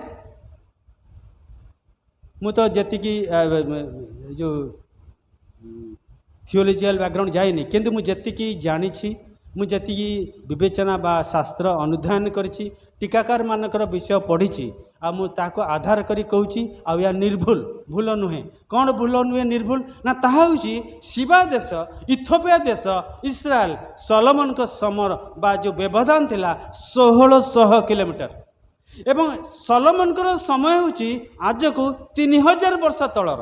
कहीं ना दाऊद ठारू जीशु ख्रीष्ट 1000 वर्ष, जीशु ख्रीष्ट ठारू आज पर्यंत 2026 वर्ष। तेबे 3026 वर्ष तलर घटना जो समय ये शिवा देशर राणी से सलोमन को भेटिया चाहिए एवं बांछा कले, दूरत्व थिला 1600 किलोमीटर। 3000 वर्ष तले कौन सी सुविधा सुजोग नथिला आसिया पई। अबिका एरोप्लेन अच्छी, जहाज अच्छी, ट्रेन अच्छी, जल रे बड़ बड़ जहाज अच्छी, किछि नथा, केवल थिला से पालटला डंगा हुए तो ता थाई पारे। किंतु शिवा देश राणी इच्छा कले मु सलोमन को पाखक जीवी, सदाप्रभु को जो ख्यात सलोमन से देइचंदी मु ता देखिबी, सदाप्रभु को सौंदर्य देखिबी एवं ताको प्रणाम करिबी। सेतिबे जेतले मन रे बांछा कले से दूरत्व को खातिर कले नाही। अनेक समय आम कहू एते बाट केमती गिजा जीवी नहीं, मुझे भी भावे ये वर्षा होची एते पानी केमती जीवी, ଶିବା ଦେଶ ରାଣୀ 1600 କିଲୋମିଟର ପୂର୍ବରୁ ଚାହିଁଲେ ମୁଁ ସେ ସ୍ଥାନକୁ ଯିବି। ଦେଖନ୍ତୁ କୌଣସି ସୁବିଧା ନାହିଁ। ବର୍ତ୍ତମାନ ତ କେତେ ପ୍ରକାର ସୁବିଧା ଅଛି, କିନ୍ତୁ ଟିକାକାର ମାନେ କହନ୍ତି ଶିବା ଦେଶ ରାଣୀକୁ ସଲୋମନଙ୍କ ପାଖକୁ ଆସିବା ପାଇଁ ପାଖାପାଖି 6 ମାସ ଲାଗିଥିଲା। କାରଣ ସେତେବେଳେ ସେ ପାଲଟଣା ଯାହା ଡଙ୍ଗାରେ ବୋଧେ ସେ ଆସିଥିବେ, ବଡ଼ ବଡ଼ ଡଙ୍ଗାରେ। ଆଉ ସେ ଯେତେବେଳେ ଆସୁଛନ୍ତି ଦେଖନ୍ତୁ ଶାସ୍ତ୍ର ଲେଖାଯାଇଛି ସେ ଖାଲି ହାତରେ ଆସିଲେ ନାହିଁ, ସେ ସୁଗନ୍ଧି ଦ୍ରବ୍ୟ ଓ ଅତି ପ୍ରଚୁର ସ୍ୱର୍ଣ୍ଣ ଓ ମଣିବାହକ ଉଷ୍ଟ୍ରତୃଣ ସଙ୍ଗେ ନେଇ ମହାସମାରୋହରେ ଜେରୁସାଲେମକୁ ଆସିଲେ। ତହୁଁ ସେ ରାଜାଙ୍କୁ କହିଲା, ମୁଁ ଆପଣଙ୍କ କାର୍ଯ୍ୟ ଓ ଜ୍ଞାନ ବିଷୟରେ ଯେଉଁ ସମ୍ବାଦ ପାଇଥିଲି ତାହା ସତ୍ୟ, ମାତ୍ର ଚକ୍ଷୁରେ ନ ଦେଖିବା ଯାଏ ମୁଁ ତାକୁ ବିଶ୍ୱାସ କରିପାରୁନଥିଲି। ସେଥିପାଇଁ ଏ ସ୍ଥାନକୁ ଆସିବା ପାଇଁ ମୁଁ ବାଞ୍ଛା କଲି। ସେଥିପାଇଁ ମୁଁ ଏତେ ବାଟରୁ ଏତେ ସମୟ ଧରିକି ଜଳ ମଧ୍ୟରେ ଆସିଅଛି ଏବଂ ମୁଁ ଖାଲି ହାତରେ ଆସିନାହିଁ। ସେଥିପାଇଁ ମୁଁ କ'ଣ କରିଛି ନା ଅତି ପ୍ରଚୁର ସ୍ୱର୍ଣ୍ଣ ମଣିବାହକ ଆଣିଅଛି। ମାତ୍ର ସଦାପ୍ରଭୁ ଆପଣଙ୍କ ପରମେଶ୍ୱର ଧନ୍ୟ ହୁଅନ୍ତୁ। ସେ ପ୍ରଥମେ ପ୍ରଣାମ କଲେ, ପ୍ରଶଂସା କଲେ ସଦାପ୍ରଭୁ ପରମେଶ୍ୱର। ଆପଣ ସମୁଦାୟ ପଢ଼ନ୍ତୁ, ମୁଁ ସବୁଦିନ ଲେଖି ଆଣିନି। ପ୍ରଥମ ରାଜା 10:1-12 ମୁଁ ଚୁମ୍ବକରେ ଆଣିଛି। ସେ ପ୍ରଥମେ କହିଲେ ଆପଣଙ୍କର ସଦାପ୍ରଭୁ ପରମେଶ୍ୱର ଧନ୍ୟ ହୁଅନ୍ତୁ। ସେ ଆପଣଙ୍କୁ ଇସ୍ରାଏଲ ସିଂହାସନରେ ଉପବିଷ୍ଟ କରାଇବା ପାଇଁ ଆପଣଙ୍କ ପ୍ରତି ସନ୍ତୁଷ୍ଟ ହୋଇଅଛନ୍ତି। ସେ ରାଜାଙ୍କୁ 120 ତାଳନ୍ତ ସୁନା ଆଉ ପ୍ରଚୁର ସୁଗନ୍ଧି ଦ୍ରବ୍ୟ ଓ ମଣି ଦେଲା ଓ ପ୍ରଚୁର ଚନ୍ଦନ କାଷ୍ଠ ମଣି ଆଣିଲା ଓ ସେହି ଚନ୍ଦନ କାଷ୍ଠରେ ସଲୋମନ ପରମେଶ୍ୱରଙ୍କ ଗୃହ ଜେରୁସାଲେମ ମନ୍ଦିର ନିର୍ମାଣ କଲେ ବୋଲି ଶାସ୍ତ୍ରରେ ଲେଖାଯାଏ। ଏବଂ ଏହି ବିଷୟକୁ ତନ ତନ କରି ଯଦି ଆପଣ ପଢ଼ିବେ ତେବେ ଜିସାୟ 60 ପର୍ବ 6 ପଦରେ ଏହି ସମ୍ବନ୍ଧରେ ଲେଖାଯାଏ ଯେ ଅଗାର ବା ଅପାର ଉଷ୍ଟ୍ର ମଧ୍ୟନ ଓ ଐଫାର ଦ୍ରୁତଗାମୀ ଉଷ୍ଟ୍ର ତୁମ୍ବକୁ ଆବୃତ କରିବେ। ଭବିଷ୍ୟବାଣୀ ସେ ସବୁ ଶିବା ଦେଶରୁ ଆସିବେ, ଶିବା ଦେଶରୁ ଆସିବେ। ଜିସାୟ ଭବିଷ୍ୟତ ବକ୍ତାଙ୍କଠାରେ ମଧ୍ୟ ଏହି ଭବିଷ୍ୟତବାଣୀ ଦେଖ। ସେମାନେ ସୁବର୍ଣ୍ଣ କୁନ୍ଦୁରୁ ଆଣିବେ ଓ ସଦାପ୍ରଭୁଙ୍କର ପ୍ରଶଂସା ପ୍ରଚାର କରିବେ। ସେମାନେ ସଦାପ୍ରଭୁଙ୍କ ପ୍ରଶଂସା ପ୍ରଚାର କରିବା ପାଇଁ ଶିବା ଦେଶରୁ ଆସିବେ। 1600 କିଲୋମିଟର ବୋଧେ ଦୂର। ପୁଣି ସେମାନେ ଯେତେବେଳେ ଆସିବେ ସେମାନେ ସ୍ୱର୍ଣ୍ଣ ଆଣିବେ, ସେମାନେ ସୁଗନ୍ଧ ଆଣିବେ, ସେମାନେ କୁନ୍ଦୁରୁ ଆଣିବେ, ସେମାନେ ସୁବର୍ଣ୍ଣ ଆଣିବେ। ନୈବେଦ୍ୟ ଆଣ। ଆସିଥିଲେ ଶିବାରାଣୀ। ମୋର ପ୍ରିୟମାନେ ଆପଣମାନେ ତଳକୁ ପଢ଼ିବେ କିପରି ଆଶୀର୍ବାଦ ସେ ଅଧିକାର ହେଲେ, କିପରି ସେ ସଲୋମନକୁ ସମ୍ମାନିତ କଲେ, ପୁଣି ସଲୋମନ ବି ଶିବାରାଣୀକୁ କିପରି ସମ୍ମାନିତ କଲେ। ଆପଣ ଯଦି ପ୍ରଥମ ରାଜାବଳୀ ଆଉ ତାର 10 ପର୍ବ ପଢ଼ିବେ ସେଠି ଜାଣିପାରିବେ। ଆମେ ମୂଷା ହାରଣଙ୍କ ବିଷୟ ଦେଖିଲୁ, ଶିବାରାଣୀଙ୍କ ବିଷୟ ଦେଖିଲୁ। ସଦାପ୍ରଭୁଙ୍କ ସୌନ୍ଦର୍ଯ୍ୟ ଦେଖିବା ପାଇଁ ସେମାନେ ତାଙ୍କ ଛାମୁକୁ ଆସିଲେ, ନୈବେଦ୍ୟ ଆଣିଲେ ଏବଂ ସେମାନେ ତାଙ୍କୁ ଭଜନା କଲେ। ତୃତୀୟ ମାଥ୍ୟୁ 2 ପର୍ବ 1-2 ବେଥଲିହିମରେ ଯୀଶୁଙ୍କର ଜନ୍ମ ହେଲା ପରେ ଦେଖ ପୂର୍ବ ଦେଶରେ କେତେକ ପଣ୍ଡିତ ଜେରୁସାଲେମକୁ ଆସି କହିଲେ, ଜିହୁଦୀମାନଙ୍କର ଯେଉଁ ରାଜା ଜନ୍ମଗ୍ରହଣ କରିଅଛନ୍ତି ସେ କେଉଁଠାରେ? ଟୀକାକାରମାନେ କହନ୍ତି ଏଇ ଯୀଶୁ ଯେଉଁ ବେଥଲିହିମର ଗୋଳାଗୁଣ୍ଡରେ ଇସ୍ରାଏଲ ଦେଶରେ ଜନ୍ମଗ୍ରହଣ କରିଥିଲେ, ପୂର୍ବ ଦେଶର ରାଜାମାନେ ଯେଉଁ ସ୍ଥାନରେ ଥିଲେ, ଯେଉଁମାନେ ଜ୍ୟୋତିର୍ବିଜ୍ଞାନୀ ଥିଲେ ବୋଲି ଲେଖାଯାଏ। ଦେଖନ୍ତୁ ସେତେବେଳେ ମୋବାଇଲ ନଥିଲା, ଇଣ୍ଟରନେଟ୍ ନଥିଲା, ଫେସବୁକ୍ ନଥିଲା। ଗୋଟେ ବିଷୟକୁ ଅନ୍ୟଠାରେ ପହଞ୍ଚିବା ପାଇଁ କୌଣସି ମାର୍ଗଦର୍ଶିତା ନଥିଲା। ଯୀଶୁଙ୍କ ଜନ୍ମ 2000 ବର୍ଷ ତଳେ।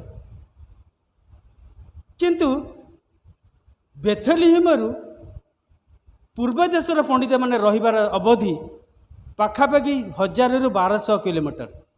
କିନ୍ତୁ ସେମାନେ ଜାଣିପାରିଲେ ଯେ ଯେଉଁ ପ୍ରତିଜ୍ଞାତ ମସିହ ଭିତରେ ଶାସ୍ତ୍ରରେ ଲେଖାଯାଇଥିଲା, ଇଏ ହେଉଛନ୍ତି ସେହି ଇଏ ହେଉଛନ୍ତି ସେହି ପ୍ରତିଜ୍ଞାତ ମସିହ, ଇଏ ହେଉଛନ୍ତି ସେହି ପରମେଶ୍ୱରଙ୍କର ପୁତ୍ର। ଆମେ ତାହାଙ୍କୁ ଦେଖିବା ପାଇଁ ଯିବା।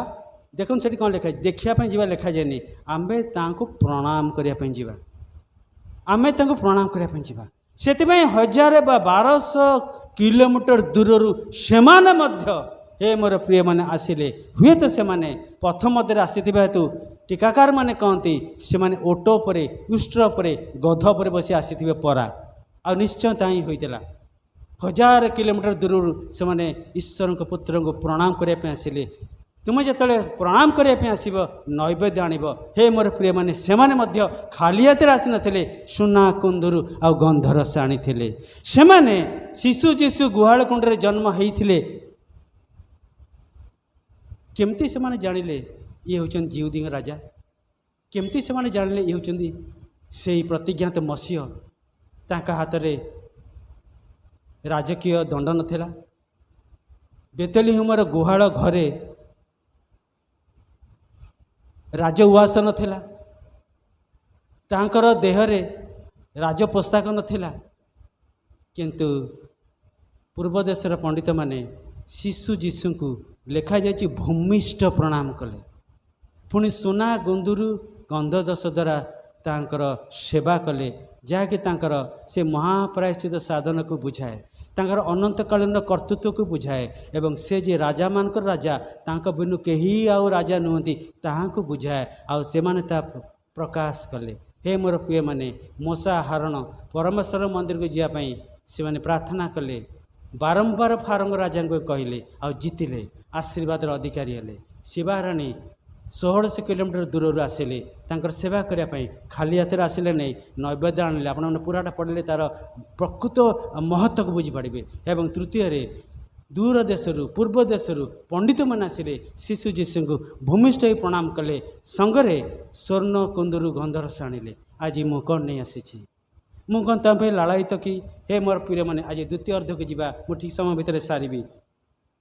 ସେଥିପାଇଁ ଜିଖରୀୟ 14 ପର୍ବ 17 ପଦରେ ଲେଖାଯାଏ, ଏହି ପ୍ରସଙ୍ଗକୁ ଭିତ୍ତି କରି କ'ଣ ଲେଖାଯାଏ ଦେଖନ୍ତୁ। ଠିକ୍ ତା'ର ପରବର୍ତ୍ତୀ ବା ତା'ର ଅପର ବିଷୟଟି, ପୁଣି ପୃଥିବୀସ୍ଥ ସବୁ ଗୋଷ୍ଠୀ ମଧ୍ୟରେ ଯେଉଁମାନେ ସେନାଧିପତି ସଦାପ୍ରଭୁ ରାଜାଙ୍କ ନିକଟରେ ପ୍ରଣାମ କରିବା ପାଇଁ ଜେରୁସାଲେମକୁ ଆସିବେ ନାହିଁ, ସେମାନଙ୍କ ଉପରେ କିଛି ଜଳବୃଷ୍ଟି ହେବ ନାହିଁ। ଯେଉଁମାନେ ସଦାପ୍ରଭୁଙ୍କ ଗୃହକୁ, ଯେଉଁମାନେ ଜେରୁସାଲେମ ମନ୍ଦିରକୁ, ମୋର ପ୍ରିୟମାନେ, ପୃଥିବୀରେ ଯେତେ ଏହିପରି ଉପାସନାଳୟ, ଏହା ହେଉଛି ଜେରୁସାଲେମ ମନ୍ଦିରର ପ୍ରତୀକ। ଆପଣମାନେ ଏଠିକୁ ଆସିବା ଅର୍ଥ ହେଉଛି ଜେରୁସାଲେମ ମନ୍ଦିରକୁ ଆସିବା। ଯେଉଁ ସ୍ଥାନରେ ପବିତ୍ର ଈଶ୍ୱରଙ୍କର ଉପସ୍ଥିତି ଅଛି, ଯେଉଁ ସ୍ଥାନରେ ଆମ ନାମ ଅଛି। ଦାଉଦ କହିଲେ, ପ୍ରଭୁ ଏହି ଗୃହରେ ତୁମ ନାମ ଅଛି, ଯେଉଁ ଗୃହରେ ପ୍ରାର୍ଥନା କଲେ ଆଉ ସେ ପ୍ରାର୍ଥନା ତୁମ ନିକଟରେ ପହଞ୍ଚେ। ସେଥିପାଇଁ ଲେଖାଯାଏ, ଯେଉଁମାନେ ପୃଥିବୀସ୍ଥ ଲୋକମାନେ ସେନାଧିପତି ସଦାପ୍ରଭୁଙ୍କ ରାଜାଙ୍କ ନିକଟରେ ପ୍ରଣାମ କରିବା ପାଇଁ ଜେରୁସାଲେମକୁ ଆସିବେ ନାହିଁ, ତାଙ୍କ ମନ୍ଦିରକୁ ଆସିବେ ନାହିଁ, ସେମାନଙ୍କ ଉପରେ ଜଳବୃଷ୍ଟି ହେବ ନାହିଁ। କି ପ୍ରକାର ଜଳବୃଷ୍ଟି? ମୁଁ ଆପଣମାନଙ୍କ ସମ୍ମୁଖରେ ରଖିଲି ସେହି ଜଳବୃଷ୍ଟି, ଯେଉଁ ଜଳବୃଷ୍ଟି ହେଉଛି ଆଶୀର୍ବାଦର ଜଳବୃଷ୍ଟି। ଆଜି ସେଥିପାଇଁ ଅନେକ ସ୍ଥାନରେ, ଖାଲି ଏଠି ନୁହେଁ, ମୁଁ ପ୍ରଭୁଙ୍କର ଦୟାରୁ ମୁଁ ଯେଉଁ 3ଟି ଅନୁଷ୍ଠାନରେ ଅଛି, ମୁଁ ଅନେକ ଓଡ଼ିଶାର ସ୍ଥାନରେ ଉପାସନା କରିବାକୁ ସୁଯୋଗଟେ ପାଇଛି। କୋରାପୁଟ ଠାରେ ମାଲକାନଗିରି ପର୍ଯ୍ୟନ୍ତ, କେପଟେ କେଉଁଝର ପର୍ଯ୍ୟନ୍ତ। ମୋର କହିବାର ଉଦ୍ଦେଶ୍ୟ ହେଉଛି, ଅନେକ ଏପରି ବଡ଼ ବଡ଼ ଉପାସନା ମୁଁ ଦେଖେ। ଅନେକ ସ୍ଥାନରେ ଭକ୍ତମାନେ ଥାଆନ୍ତି, କିନ୍ତୁ ଅନେକ ସ୍ଥାନରେ ବି ଖାଲି ସ୍ଥାନ ରହେ। ଖାଲି ସ୍ଥାନ ରହେ, ଦୁଃଖଦାୟକ। ଶାସ୍ତ୍ର କହୁଛି, ଯେଉଁମାନେ ଆସିବେନି ସେମାନଙ୍କ ଉପରେ କିଛି ଜଳବୃଷ୍ଟି ହେବ ନାହିଁ। ଆଉ ସେଇ ଜଳ ଆପଣମାନଙ୍କ ସମ୍ମୁଖରେ ରଖିଲି, ତା ହେଉଛି ଜିଜିକାଲ 34, ଜିସାୟ 44। ଆଉ ସେଇ ଜଳ ହେଉଛି ଆଶୀର୍ବାଦ ଜଳ। ସେ ବୃଷ୍ଟି ହେବ ନାହିଁ, କାରଣ ଜିସାୟ 66:12, ଯେଉଁ ଦେଶ ରାଜ୍ୟ ତୁମର ସେବା ନ କରିବ ତାହା ବିନଷ୍ଟ ହେବ। ହଁ, ସେଇ ଦେଶ ସକଳ ନିଃଶେଷ ରୂପେ ଧ୍ୱଂସିତ ହେବେ। ଯିଏ ତୁମର ସେବା ନ କରିବ ସେ ବିନଷ୍ଟ ହେବ। ଶାସ୍ତ୍ରରେ ସ୍ପଷ୍ଟ ଭାବରେ ଲେଖାଯାଏ। କାରଣ ଆମେ ଯେ ତାଙ୍କର ରଚନା, ଆମେ ଯେ ତାଙ୍କର ପ୍ରତିମୂର୍ତ୍ତି। ମୋର ପ୍ରିୟମାନେ, ପରମେଶ୍ୱର ଆପଣା ପ୍ରତିମୂର୍ତ୍ତିରେ ଆଦମକୁ ନିର୍ମାଣ କଲେ, କିନ୍ତୁ ଆଦମ ଯେତେବେଳେ ସେ ମନା ଫଳ ଖାଇଲି, ପାପ କଲେ, ଆପଣମାନେ ଜାଣନ୍ତି, ପରମେଶ୍ୱରଙ୍କ ପ୍ରତିମୂର୍ତ୍ତି ଆଦମଠାରୁ ରହିଲା ନାହିଁ, ସେମାନେ ମୃତ୍ୟୁର ଅଧୀନ ହେଲେ। କିନ୍ତୁ ପରମେଶ୍ୱର ମନୁଷ୍ୟକୁ ପ୍ରେମ କରୁଥିବା ହେତୁ ଆପଣା ପୁତ୍ରକୁ ପଠାଇଲେ, ଯାହାକୁ ଲକ୍ଷ୍ୟ କରି ପାଉଲ କହିଲେ, ଇଏ ହେଉଛନ୍ତି ଶେଷ ଆଦମ। ଯେଉଁ ଆଦମଙ୍କ ଦ୍ୱାରା, ଯେଉଁ ଶେଷ ଆଦମଙ୍କ ଦ୍ୱାରା ପରମେଶ୍ୱର ତାଙ୍କ ପ୍ରତିମୂର୍ତ୍ତିକୁ ଫେରାଇ ଦେଲେ। ଏଫେସୀ 2 ପର୍ବରେ ଲେଖାଯାଏ, ଏଫେସୀ 4 ପର୍ବରେ ଲେଖାଯାଏ ଯେ ସେ ହେଉଛନ୍ତି ଈଶ୍ୱରଙ୍କ ପ୍ରତିମୂର୍ତ୍ତି। କିଏ? ନା ଖ୍ରୀଷ୍ଟ। ସେଥିପାଇଁ ତାଙ୍କ ପ୍ରତିମୂର୍ତ୍ତି ପାଇବା ପାଇଁ ହେଲେ ଆମକୁ ଏହି ସ୍ଥାନକୁ ଆସିବା ପାଇଁ ହେବ, ଯେଉଁ ସ୍ଥାନରେ ତାଙ୍କ ପ୍ରତିମୂର୍ତ୍ତି ସେ ଆମକୁ ଖ୍ରୀଷ୍ଟଙ୍କ ଦ୍ୱାରା ଫେରାଇ ଦେଇଛନ୍ତି। ହେ ମୋର ପ୍ରିୟମାନେ, ସେଥିପାଇଁ ଲେଖାଯାଏ, ଯେଉଁମାନେ ଆସିବେ ନାହିଁ ସେମାନଙ୍କ ଉପରେ ଜଳବୃଷ୍ଟି ହେବ ନାହିଁ, ଯେଉଁମାନେ ଆସିବେ ନାହିଁ ତୁମର ଦେଶ ବିନଷ୍ଟ ହେବ ଏବଂ ନିଃଶେଷ ରୂପେ ସେମାନେ ଧ୍ୱଂସିତ ହେବେ। ଏ ପରମେଶ୍ୱରଙ୍କ ବାକ୍ୟ କହେ। ଆଜି ଅନେକ ସ୍ଥାନରେ ସେହିପରି, ମୁଁ ଯେଉଁ ସ୍ଥାନରେ ଆସି ସେହି ସ୍ଥାନରେ ସେହିପରି। କାରଣ ଆମର এই କଟକ ସହରରେ ପରିସଂଖ୍ୟାନ କହେ ବା ଷ୍ଟାଟିଷ୍ଟିକ୍ସ କହେ, ପାଖାପାଖି 10,000 ଊର୍ଦ୍ଧ୍ୱ ଖ୍ରୀଷ୍ଟ ବିଶ୍ୱାସୀମାନେ ଅଛନ୍ତି। 500 ବି ଲୋକ ହୁଅନ୍ତିନି ଶିବ ବିଷୟରେ। ଭାରି ଦୁଃଖ ଲାଗେ। ପରମେଶ୍ୱର ସମସ୍ତଙ୍କ ଉପରେ ବୃଷ୍ଟି ବର୍ଷାନ୍ତି, परमेश्वर समस्त को अन्न जल दियंती तृप्त करती परमेश्वर समस्त को बाहर जीवार भितर आसबार रक्षा करती परमेश्वर समस्त को तत्व नियंती आम निद्रा जाऊ कि परमेश्वर निद्रा जाती कि घुमाते नहीं कि चक्षु आम रखी था गीत संहिता 34 अध्याय लिखा जाए प्रत्येक मनुष्य पर से स्वर्गर तांकर दृष्टि निरीक्षण करे तेबे आमे कौन तांका मंदिर को जीवा नहीं आमे कौन तांका सेवा करवा नहीं आमे कौन तांका छामु को आसीबा नहीं आमे कौन छामु नैवेद्य आनिबा नहीं आमे कौन पवित्रता सुंदर सेवा करवा नहीं आ जदि करवा नहीं शास्त्र के आशीर्वाद जल वृष्टि हेब नहीं से जिसा 65 पर्व 10 ରୁ 12 लिखा जाए और आंबर जो लोक मैंने आंबर अन्वेषण करी अछंती सेमानक निमंते सारण और मेष खुआड़ सारण एक मेष खुआड़ और आखर उपत्यका गोपलर शयन स्थान हम जो मैंने उपासना कर आशीर्वाद जलधारा बर्षिब अनेक स्थान लिखा जाए समय ना मो पाखे से आशीर्वाद जलधारा बर्षिब से सुखी हे किंतु मात्र सदा प्रभु त्याग करुछ आमर पवित्र पर्वत को पाशुरुछ जे तुम मान को खड्ग निमंते आम निरूपण करवा और तुम्हें बद्ध स्थान नई पड़ से द्वितीय 27-47-28 लिखा जाए कारण तुम्हें माने सर्वद प्रकार संपत्ति पाइले देखो के सुंदर लिखा जाए तुम्हें सर्वद प्रकार संपत्ति बहुल रूप पाइले तुम्हें माने आज जो मैंने ख्रीष्ट को आम विश्वास करुछु आम कहूँ आम ख्रीष्टियान आमको परमेश्वर सबू देछंती आमको बहुल देछंती आमको गृह देछंती वस्त्र देछंती अन्न देछंती जल देछंती श्वासवायु देछंती आमको जत्न तत्व नियंती से कथा लिखा जाउछ कोन लिखा जाउछ कारण तुम्हें सर्वत प्रकार संपत्ति बहुल रूप पाइले आनंद प्रफुल्ल चित्तरे सदा प्रभु तुम परमेश्वर सेवा कल नहीं यही हेतु शत्रु मान तुम विरुद्ध आम पठाइबा तुमको विनष्ट करवा जाए सी तुम लुहार जुआली देव भारी दुखदायक भारी दुखदायक आज केते प्रकार प्रतिबंधक आसूची देखु ख्रीष्टीय समाज उपरकू तार एकमात्र कारण होची आम प्रार्थना कर उणा पड़े आम परमेश्वर सेवा कर उणा पड़े मु निजक मिसे कहूँ आम उणा पड़े परमेश्वर आमको जहाँ चाहती आम सेपरी करना परा परमेश्वर आम अपेक्षा कर आगू जावा से होशे 2 पर्व 8 पद 9 पद लिखा जाए जेहेतु आम शस्य देलु द्राक्षाशस्य देलु तैल देलु आम तार सुना रूपा वृद्धि कलु कौन देलु आम आउ थे पढ़ी होशे 2 तार 8 9 जेहेतु आम शस्य देलु द्राक्षाश देलु सी आमको खाद्य देले पानी देले बासगृह देले वस्त्र देले पुणी आम सुना रूपा आमको देले आम गृह देले आम गृह को वृद्धि कले कौन लिखा जाए यह से जानिला नहीं किए जानिला नहीं जो माने जी ईश्वर मंदिर को सेवा करके जाओ ये विषय इच्छा करे नहीं सी जानिला नहीं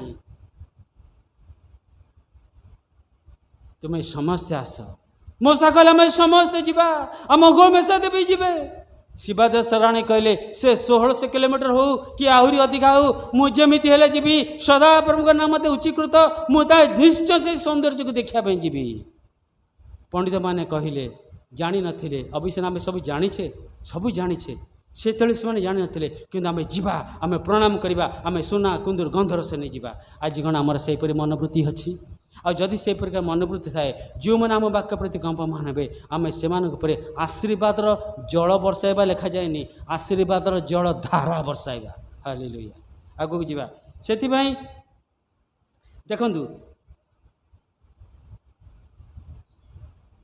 यह से जानिला नहीं से माने से सुना रूपा को अन्य उद्देश्य व्यय कले शस्य समय आम से शस्य द्राक्षारस फेरई नेबा परमेश्वर कहते पुणी हाग 1:9-10 लिखा जाए तुम्हें मैंने बहुत निमंते अपेक्षा कल अल्प है आज ठीक से हुए आम बहुत कमई दे था घर को आसला बेले आमको अंटेनी देखिए ये विषय बाइबल कह मुझे मुझे प्रस्तुत करी वाक्य प्रभु मत देले आज अनेक दौड़ निज निज विषय मुझे कथा कहूनी सारा ख्रीष्ट विश्वासी मान कथा कहूँ आज अनेक आम आम निजपाई दौड़ू कौन लिखा जाए ठीक देखो हाग 1:9-10 तुम्हें मैंने बहुत निमंत अपेक्षा कल आउ अल्प है पुणी गृह को आणला बेले आंबे फुंकी उड़ाई देलु तुम्हें गृह को बहुत आणिल आमे फुंकी उड़ाई देलु केमती फुंकी उड़ाइले जानते अनेक समय समस्या दुख असुस्थता ये समय विश्व आमको अटाक करे बहुत आनी था पैसा सब अन्न बाटे चली जाए आमे फुंकी उड़ाई देलु यार कारण कौन कारण ही आंबर गृह उच्छिन्न होइछि मात्र तुम्हें मैंने आपणा गृह विषय दौड़ुछ आज परमेश्वर गृह उच्छिन्न କିନ୍ତୁ ମୁଁ ଏବଂ ଆମେମାନେ ଆପଣା ଆପଣା ଗୃହ ବିଷୟକୁ ଦୌଡ଼ୁଅଛୁ। ସକାଳୁ ରାତି ପର୍ଯ୍ୟନ୍ତ ଆମର ଚିନ୍ତା ଆମ ପରିବାର ପାଇଁ। ମୁଁ ନିଜକୁ ରଖି କହୁଛି, ମୋ ଚିନ୍ତା ମୋ ପାଇଁ, ମୋ ପରିବାର, ମୋ ପିଲାମାନଙ୍କ ପାଇଁ। କିନ୍ତୁ ପରମେଶ୍ୱର ଗୃହ ଛୁନି ପଡ଼ିଛି, ନା ଆମେ ଯିବା। ଏଇ ଚିନ୍ତାଧାରା ପରମେଶ୍ୱର ଆଜି ମୋ ଠାରୁ ଚାହାନ୍ତି। ଏଇ ଚିନ୍ତାଧାରା ନାଇଁ, ପରମେଶ୍ୱର ମୋତେ ଆଜି ଦିନ ଦେଖିବା ପାଇଁ ଦେଇଛନ୍ତି। ପରମେଶ୍ୱର ପୁନର୍ବାର ଏକ ବିଶ୍ରାମ ଦିବସ ମୋ ଜୀବନରେ ସଂଯୁକ୍ତ କରିଅଛନ୍ତି। ମୁଁ ଏଇ ପର୍ବ ପାଳନ କରିବି। ଆପଣମାନେ ଜାଣିଛନ୍ତି ଏଇ ପର୍ବ ବିଷୟରେ ଲେଖାଯାଇଛି ବାଇବଲରେ? ବଡ଼ଦିନ ପର୍ବ ଆମେ ପାଳନ କରୁଛୁ, ପୃଥିବୀ ପାଳନ କରୁଛି, ବାଇବଲରେ ଲେଖାଯାଇ ନାହିଁ। 1400 ମସିହାରେ ଏକ ରାଜାଙ୍କର ଜନ୍ମକୁ କାଳକ୍ରମେ এই ପର୍ବରେ ନାମାଙ୍କିତ କରି କରି ଆଉ ଗୋଟେ ପରିବର୍ତ୍ତିତ ପରିସ୍ଥିତିକୁ ଆସିକି ଆଜି ଖ୍ରୀଷ୍ଟ ଜନ୍ମ ଜୟନ୍ତୀର ପର୍ବ ଆମେ ପାଳନ କରୁଛୁ। ଶାସ୍ତ୍ରରେ ଲେଖାଯାଏ ନାହିଁ କି ପୂର୍ବ କାଳରେ ପାଳନ କରାଯାଉଥିଲା, ଲେଖାଯାଏ ନାହିଁ। କିନ୍ତୁ ଗୋଟେ ପର୍ବ ବିଷୟରେ ଲେଖାଯାଇଛି। ଆପଣମାନେ ଖୋଲନ୍ତୁ ଲେବୀ 23 ଅଧ୍ୟାୟ 1 ପଦ, ଖୋଲନ୍ତୁ ଲେବୀ 23:1। ମୁଁ ପଢ଼ୁଛି ଲେବୀ 23 ଅଧ୍ୟାୟ 1-2। ଅନନ୍ତର ସଦାପ୍ରଭୁ ମୋଶାଙ୍କୁ କହିଲେ, ତୁମ୍ଭେ ଇସ୍ରାଏଲ ସନ୍ତାନ ଗଣକୁ କୁହ, ତୁମ୍ଭେମାନେ ସଦାପ୍ରଭୁଙ୍କର ଯେ ସକଳ ନିରୂପିତ ପର୍ବ ପବିତ୍ର ସଭା ବୋଲି ଘୋଷଣା କରିବ, ଆମ୍ଭର ସେହି ସକଳ ପର୍ବ ଏହି। ପ୍ରଥମ ପର୍ବ, 3ଟି ପର୍ବର ନାଁ ଦିଆଯାଇଛି। ପ୍ରଥମ ପର୍ବ କ'ଣ? 6 ଦିନ କର୍ମ କରାଯିବ, ମାତ୍ର ସପ୍ତମ ଦିନ ମହାବିଶ୍ରାମ ଅର୍ଥାତ୍ ପବିତ୍ର ସଭା ହେବ। ତୁମେମାନେ କୌଣସି ପ୍ରକାର କର୍ମ କରିବ ନାହିଁ, ତାହା ତୁମମାନଙ୍କର ସମସ୍ତ ନିବାସ ସ୍ଥାନରେ ସଦାପ୍ରଭୁଙ୍କର ଉଦ୍ଦେଶ୍ୟରେ ବିଶ୍ରାମ ଦିବସ ହେବ। ଏହା ହେଉଛି ବିଶ୍ରାମ ଦିବସର ପର୍ବର ପବିତ୍ରତା।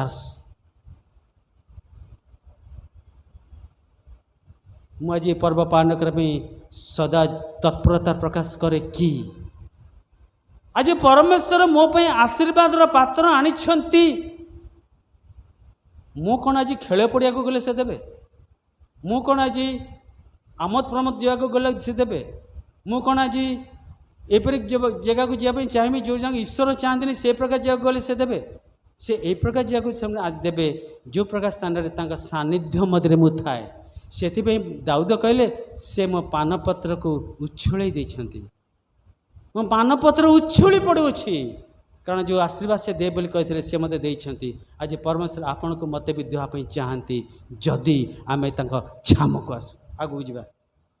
ସେଥିପାଇଁ ଗୀତ ସଂହିତା 39 ପର୍ବ 16ରେ ଲେଖାଯାଏ, ନିଶ୍ଚୟ ପ୍ରତ୍ୟେକ ମନୁଷ୍ୟ ଛାୟା ତୁଲ୍ୟ ଗମନାଗମନ କରେ, ନିଶ୍ଚୟ ସେମାନେ ଅସାରରେ ବ୍ୟସ୍ତ, ସେ ଧନ ଗଦା କରେ, ଆଉ କିଏ ତା ସଂଗ୍ରହ କରିବ ଜାଣେ ନାହିଁ। ଆଜି ମନୁଷ୍ୟ ବ୍ୟସ୍ତ, ଆଜି ପୃଥିବୀ ବ୍ୟସ୍ତ, ଆଜି ଦେଶ ବ୍ୟସ୍ତ, ଆଜି ସମସ୍ତେ ଦେଶ, ଆଜି ମୁଁ ବି ବ୍ୟସ୍ତ। କାହିଁକି ନା ମୋର ଧନର ଗଦା ଯେମିତି ଉଚ୍ଚ ହୁଏ। କ'ଣ ଲେଖାଯାଇଛି? ସେମାନେ ଅସାରରେ ବ୍ୟସ୍ତ, ସେ ଧନ ଗଦା କରେ, କିଏ ସଂଗ୍ରହ କରିବ ଜାଣେ ନାହିଁ। ମୁଁ ଏ ଟପିକ୍ ଉପରେ ଆଉ ୟୁଟ୍ୟୁବରେ ବହୁତ ସୁସମାଚାର ଦେଇଛି, ବହୁତ ଆଜି ସେ ବିଷୟରେ କହୁନି, ସମୟ ନାହିଁ ମୋ ପାଖରେ। ଜଣେ ଧନ ଗଦା କରେ, ଅପରପକ୍ଷ ତା ଭୋଗ କରେ, ବାଇବଲ ଲେଖାଯାଇଛି। ସେତିକି ନୁହେଁ, ତିମୋଥୀକୁ ପାଉଲ ଗୋଟେ ବିଷୟ କହିଲେ, ଏଇ ସମ୍ପର୍କ ଟିକେ ଦେଖିବା ଆସନ୍ତୁ। ମାତ୍ର ଯେଉଁମାନେ ଧନୀ ହେବାକୁ ଇଚ୍ଛା କରନ୍ତି, ସେମାନେ ପରୀକ୍ଷା ଫାନ୍ଦରେ ପୁଣି ଅନେକ ପ୍ରକାର ଅସଙ୍ଗତ ଓ କ୍ଷତିଜନକ ଅଭିଳାଷରେ ପଡ଼ନ୍ତି। ଏହି ସବୁ ମନୁଷ୍ୟକୁ ଧ୍ୱଂସ ଓ ବିନାଶ ରୂପ ସାଗରରେ ମଗ୍ନ କରେ। କେଉଁ ସାଗର ଆଜ୍ଞା? ସୁଫ ସାଗର ନୁହେଁ, ଲୋହିତ ସାଗର ନୁହେଁ, ବ୍ଲାକ୍ ସି ନୁହେଁ, ବିନାଶ ରୂପ ସାଗର। କେଉଁମାନେ ପାଇଁ? ନା ଯେଉଁମାନେ ଧନୀ ହେବାକୁ ଇଚ୍ଛା କରନ୍ତି, ପରୀକ୍ଷା ଫାନ୍ଦରେ ପଡ଼ନ୍ତି, ସେମାନଙ୍କୁ ଏ ବିନାଶ ରୂପ ସାଗରରେ ସେମାନେ ପଡ଼ିଯାଆନ୍ତି। ପୁଣି ସେମାନେ ବିଶ୍ୱାସ ତ୍ୟାଗ କରି ବହୁତ ଦୁଃଖରେ ଆପଣ ହୃଦୟକୁ ବିଦୀର୍ଣ୍ଣ କରି ପକାନ୍ତି। ଆପଣ ପେପରରେ ପଢ଼ୁଥିବେ, ଏମିତି ହେଲା, ତାଙ୍କ ଘରୁ ଏମିତି ଫ୍ଲାଟ୍ ବାହାରିଲା, ଏମିତି ସୁନା ଇଟା ବାହାରିଲା, ଏମିତି ଟଙ୍କା ବାହାରିଲା, ଜେଲଖାନାରେ ପଡ଼ିଲେ, ସେମାନେ କ୍ରନ୍ଦନରତ। ସେଥିପାଇଁ ଗୀତ ସଂହିତା 49ରେ ଲେଖାଯାଏ 6:9ରେ, ଯେଉଁମାନେ ଆପଣା ସମ୍ପତ୍ତିରେ ନିର୍ଭର ରଖନ୍ତି ଓ ଆପଣମାନଙ୍କ ଧନରେ ବାହୁଲ୍ୟରେ ଦର୍ପ କରନ୍ତି, କାରଣ ସେମାନଙ୍କ ପ୍ରାଣର ମୁକ୍ତି ଦୁର୍ମୂଲ୍ୟ ଓ ଅନନ୍ତକାଳ ଅସାଧ୍ୟ। ମୋର ପ୍ରିୟମାନେ, ଯେଉଁମାନେ ଆପଣ ଧନ ଉପରେ ନିର୍ଭର କରନ୍ତି, ଯେଉଁମାନେ ଆପଣମାନେ ଗୃହ ବିଷୟରେ ଦୌଡ଼ନ୍ତି, ସେମାନଙ୍କ ନିମନ୍ତେ ଅନନ୍ତକାଳ ଅସାଧ୍ୟ। ସେମାନଙ୍କର ନିମନ୍ତେ ସୁନା ଅସାଧ୍ୟ ନୁହେଁ, ସେମାନଙ୍କର ନିମନ୍ତେ ଧନ ସମ୍ପତ୍ତି ଅସାଧ୍ୟ ନୁହେଁ, କିନ୍ତୁ ବାଇବଲ କହୁଛି ସେମାନଙ୍କ ନିମନ୍ତେ ଅନନ୍ତକାଳ ଅସାଧ୍ୟ। କାରଣ ସେମାନଙ୍କ ପ୍ରାଣର ମୁକ୍ତି ଦୁର୍ମୂଲ୍ୟ। ମୁଁ କହୁନି, ବାଇବଲ କହୁଛି। ସେଥିପାଇଁ ପାଉଲ ତିମୋଥୀ ମଣ୍ଡଳୀକୁ କହୁଛନ୍ତି 12 ପଦରେ, 6 ପର୍ବ 12 ପଦରେ, କିନ୍ତୁ ହେ ଈଶ୍ୱରଙ୍କର ଲୋକେ, ଆଜି ଆପଣମାନଙ୍କୁ ମୋତେ ପବିତ୍ର ଆତ୍ମା କହୁଛନ୍ତି, ହେ ଈଶ୍ୱରଙ୍କର ଲୋକେ, ତୁମେ ଏ ସମସ୍ତରୁ ପଳାୟନ କରି, କେଉଁ ସମସ୍ତରୁ ନା ଯେଉଁ ବିଷୟରେ ଜଗତ ଦୌଡ଼ୁଛି, ଯେଉଁ ବିଷୟରେ ଜଗତର ଲୋକମାନେ ଦୌଡ଼ୁଛନ୍ତି, ସେଇ ବିଷୟର ଦୌଡ଼ରେ ତୁମେ ପଳେଇ ଆସ। କ'ଣ କର? ତୁମେ ଏ ସମସ୍ତରୁ ପଳାୟନ କରି ଧାର୍ମିକତା, ଈଶ୍ୱର ପରାୟଣତା, ବିଶ୍ୱାସ, ପ୍ରେମ, ଧୈର୍ଯ୍ୟ ଓ ସହିଷ୍ଣୁତାର ଅନୁଗାମୀ ହୁଅ। ବିଶ୍ୱାସର ଉତ୍ତମ ଯୁଦ୍ଧରେ ପ୍ରାଣପଣ କର, ଅନନ୍ତ ଜୀବନ ଧରି ରଖ। ମୋର ପ୍ରିୟମାନେ, ଆଜି ଶୈତାନ ଯୁଦ୍ଧ ସଜାଇଛି। ସିଏ ଆପଣଙ୍କର ସୁନାକୁ ନେଇଯିବା ପାଇଁ ଯୁଦ୍ଧ ସଜାଇ ନାହିଁ। ସିଏ ଆପଣଙ୍କ ସମ୍ପତ୍ତିକୁ ଗ୍ରାସ କରିବା ପାଇଁ ଯୁଦ୍ଧ ସଜାଇ ନାହିଁ। ସିଏ ଆପଣଙ୍କ ବିରୁଦ୍ଧରେ ଯୁଦ୍ଧ ସଜାଇଛି ଆପଣଙ୍କ ଅନନ୍ତ ଜୀବନକୁ ଛଡ଼ାଇ ନେବା ପାଇଁ। ସେଥିପାଇଁ ଶାସ୍ତ୍ର ଲେଖାଯାଏ, ଆମ ଛାମୁକୁ ଆସ, ତୁମେ ମୋ ଛାମୁକୁ ଆସ, ତୁମେ ନୈବେଦ୍ୟ ଆଣ, ପବିତ୍ରତାର ସୌନ୍ଦର୍ଯ୍ୟ ଆମର ସେବା କର। ଆମେ ତୁମ ଦେଶରେ ଶାନ୍ତି ପ୍ରଦାନ କରିବା, ତୁମେ ଶାନ୍ତିରେ ଶୟନ କରିବ। ତୁମେ ବାହାରକୁ ଯିବା ବେଳେ, ଭିତରକୁ ଆସିବା ବେଳେ, ଦ୍ୱିତୀୟ ବିବରଣ 28 ପର୍ବ, ଲେବି 26 ଅଧ୍ୟାୟ। ତୁମେ ବାହାରକୁ ଯିବା ବେଳେ, ଭିତରକୁ ଆସିବା ବେଳେ ତୁମକୁ ଶାନ୍ତି ପ୍ରଦାନ କରିବା। କେହି ତୁମକୁ ଭୟ ଦେଖାଇ ପାରିବେନି। ତୁମ 5 ଜଣ 1000 ଲୋକଙ୍କୁ ଘଉଡ଼ାଇ ଦେବ, ତୁମେ 10 ଜଣ 10,000 ଲୋକଙ୍କୁ ଘୋଡ଼ାଇ ଦେବ। ଆଜି ତାହା ହୋଇପାରି ନାହିଁ। ତାର କାରଣ ହେଉଛି ମୁଁ ଆପଣା ବିଷୟରେ ଦୌଡ଼ୁଛି। ମୋର ପ୍ରିୟମାନେ, ସେଥିପାଇଁ ଦାଉଦ କହିଲେ ଗୀତ ସଂହିତା 84:2ରେ, ସଦାପ୍ରଭୁଙ୍କ ପ୍ରାଙ୍ଗଣ ନିମନ୍ତେ ମୋ ପ୍ରାଣ ଲାଳସା କରେ, ମଧ୍ୟ ମୂର୍ଚ୍ଛିତ ହୁଏ। କେଉଁଠିକି ନା ସଦାପ୍ରଭୁଙ୍କ ପ୍ରାଙ୍ଗଣ ନିମନ୍ତେ। ଶିବଦାସ ରାଣୀ କହିଲେ 1600 କିଲୋମିଟର ହେଲେ ବି ମୁଁ ଯିବି। ମୂଷା ହରଣ କହିଲେ ଆମ ସମସ୍ତଙ୍କୁ ନ ଛାଡ଼ିବା ଯେ ଆମେ ଯିବା ନାହିଁ, ପୁରୁଷ ଯିବେ ନାହିଁ, ଆମର ପୁତ୍ର କନ୍ୟା କେବଳ ଯିବନି, ଗୋମେଷା ଦେବୀ ଯିବେ। ହେ ମୋର ପ୍ରିୟମାନେ, ଆଜି ମୁଁ ମୋ ପରିବାର ଯଦି ପରମେଶ୍ୱରଙ୍କୁ ଛାମୁକୁ ଆସିବା ପାଇଁ ଆମେ ଯତ୍ନବାନ କରିବା, ମୁଁ କହୁନାହିଁ, ଧର୍ମଶାସ୍ତ୍ର ବାଇବଲ କହୁଛି, ଆମ୍ଭେ ତୁମ ଉପରେ, ତୁମ ସନ୍ତାନମାନଙ୍କ ଉପରେ ଆଶୀର୍ବାଦର ବୃଷ୍ଟିର ଜଳଧାରା ଆମେ ଢାଳିବା। ସେଥିପାଇଁ ଦାଉଦ କହିଲେ, ସଦାପ୍ରଭୁଙ୍କର ପ୍ରାଙ୍ଗଣ ନିମନ୍ତେ ମୋ ପ୍ରାଣ ଲାଳସାକରେ ମୂର୍ଚ୍ଛିତ ହୁଏ। ପୁଣି ଗୀତ ସଂହିତା 51:11 କହିଲେ, ତୁମ୍ଭ ଛାମୁକୁ ମୋତେ ଦୂର କର ନାହିଁ, ତୁମ୍ଭ ଛାମୁରୁ ମୋତେ ଦୂର କର ନାହିଁ। ଜୁନୁସ ତାଙ୍କ ଛାମୁରୁ ଦୂର ହେଲେ, ପରମେଶ୍ୱର ବାୟୁକୁ ପ୍ରେରଣ କଲେ। ଜୁନୁସ ତାଙ୍କ ଛାମୁରୁ ଦୂର କଲେ, ପରମେଶ୍ୱର ବଡ଼ ମାସ୍ୟକୁ ନିରୂପଣ କଲେ। ଯଦି ଆମ ଛାମୁରୁ ଆମେ ପଳେଇଯିବା, ପରମେଶ୍ୱର ଭୟଙ୍କର ଶାସନକର୍ତ୍ତାମାନଙ୍କୁ ଆମକୁ ପ୍ରେରଣ କରିବେ, ଆଉ ସେ ପ୍ରେରଣ କରିଛନ୍ତି। ହେ ମୋର ପ୍ରିୟମାନେ, ଯଦି ଆମେ ତାଙ୍କ ଛାମୁକୁ ଆସିବା, ନୈବେଦ୍ୟ ଆଣିବା, ପବିତ୍ରତା ସୌନ୍ଦର୍ଯ୍ୟ ଭଜନ କରିବା, ପ୍ରଭୁ କହୁଛନ୍ତି ଆଜିର ପବିତ୍ର ବିଶ୍ରାମ ଦିବସରେ, ଆଜିର ପବିତ୍ର ଦିବସ ପରମେଶ୍ୱର ନିମନ୍ତେ ଆମ ପାଇଁ, ଖ୍ରୀଷ୍ଟ ବିଶ୍ୱାସ ପାଇଁ ସବୁଠୁ ବଡ଼ ପର୍ବ। ମୁଁ କହୁନି, ଲେବି 23 ଅଧ୍ୟାୟ 1 ପର୍ବ 2 ପଦରେ ଲେଖାଯାଏ। ଆପଣମାନେ ଯଦି ଜିସା 58, 16, 17 ଘରେ ପଢ଼ିବେ, ଦେଖିବେ ଏ ବିଶ୍ରାମ ଦିବସ ଉପରେ କ'ଣ କ'ଣ ଶବ୍ଦ ଲେଖାଯାଇଅଛି। ଯଦି ତୁମେ ଆକୁ ପାଳନ କରିବ, ତୁମେ ଆଶୀର୍ବାଦ ଅଧିକାରୀ ହେବ, ସଦାପ୍ରଭୁଙ୍କ ମୁଖ ଏହା କହିଛି। ତେବେ ଆସନ୍ତୁ, ଆମେ ଈଶ୍ୱରଙ୍କର ଆଜ୍ଞାର ବାଧ୍ୟ ହେଉ, ଆମେ ତାଙ୍କ ଛାମୁକୁ ଆସୁ, ନୈବେଦ୍ୟ ଆଣୁ, ଆମେ ତାଙ୍କର ଭଜନା କରୁ, ଏବଂ ଆମେ ଆମ ପରିବାର, ଆମ ସମାଜ, ଆମ ମଣ୍ଡଳୀ ଆଶୀର୍ବାଦର ଅଧିକାରୀ ହେଉ। ପ୍ରଭୁ ଏହି ବାକ୍ୟ ଉପରେ ଆମ ସମସ୍ତଙ୍କୁ ଆଶୀର୍ବାଦ କରନ୍ତୁ। ଆମେନ୍।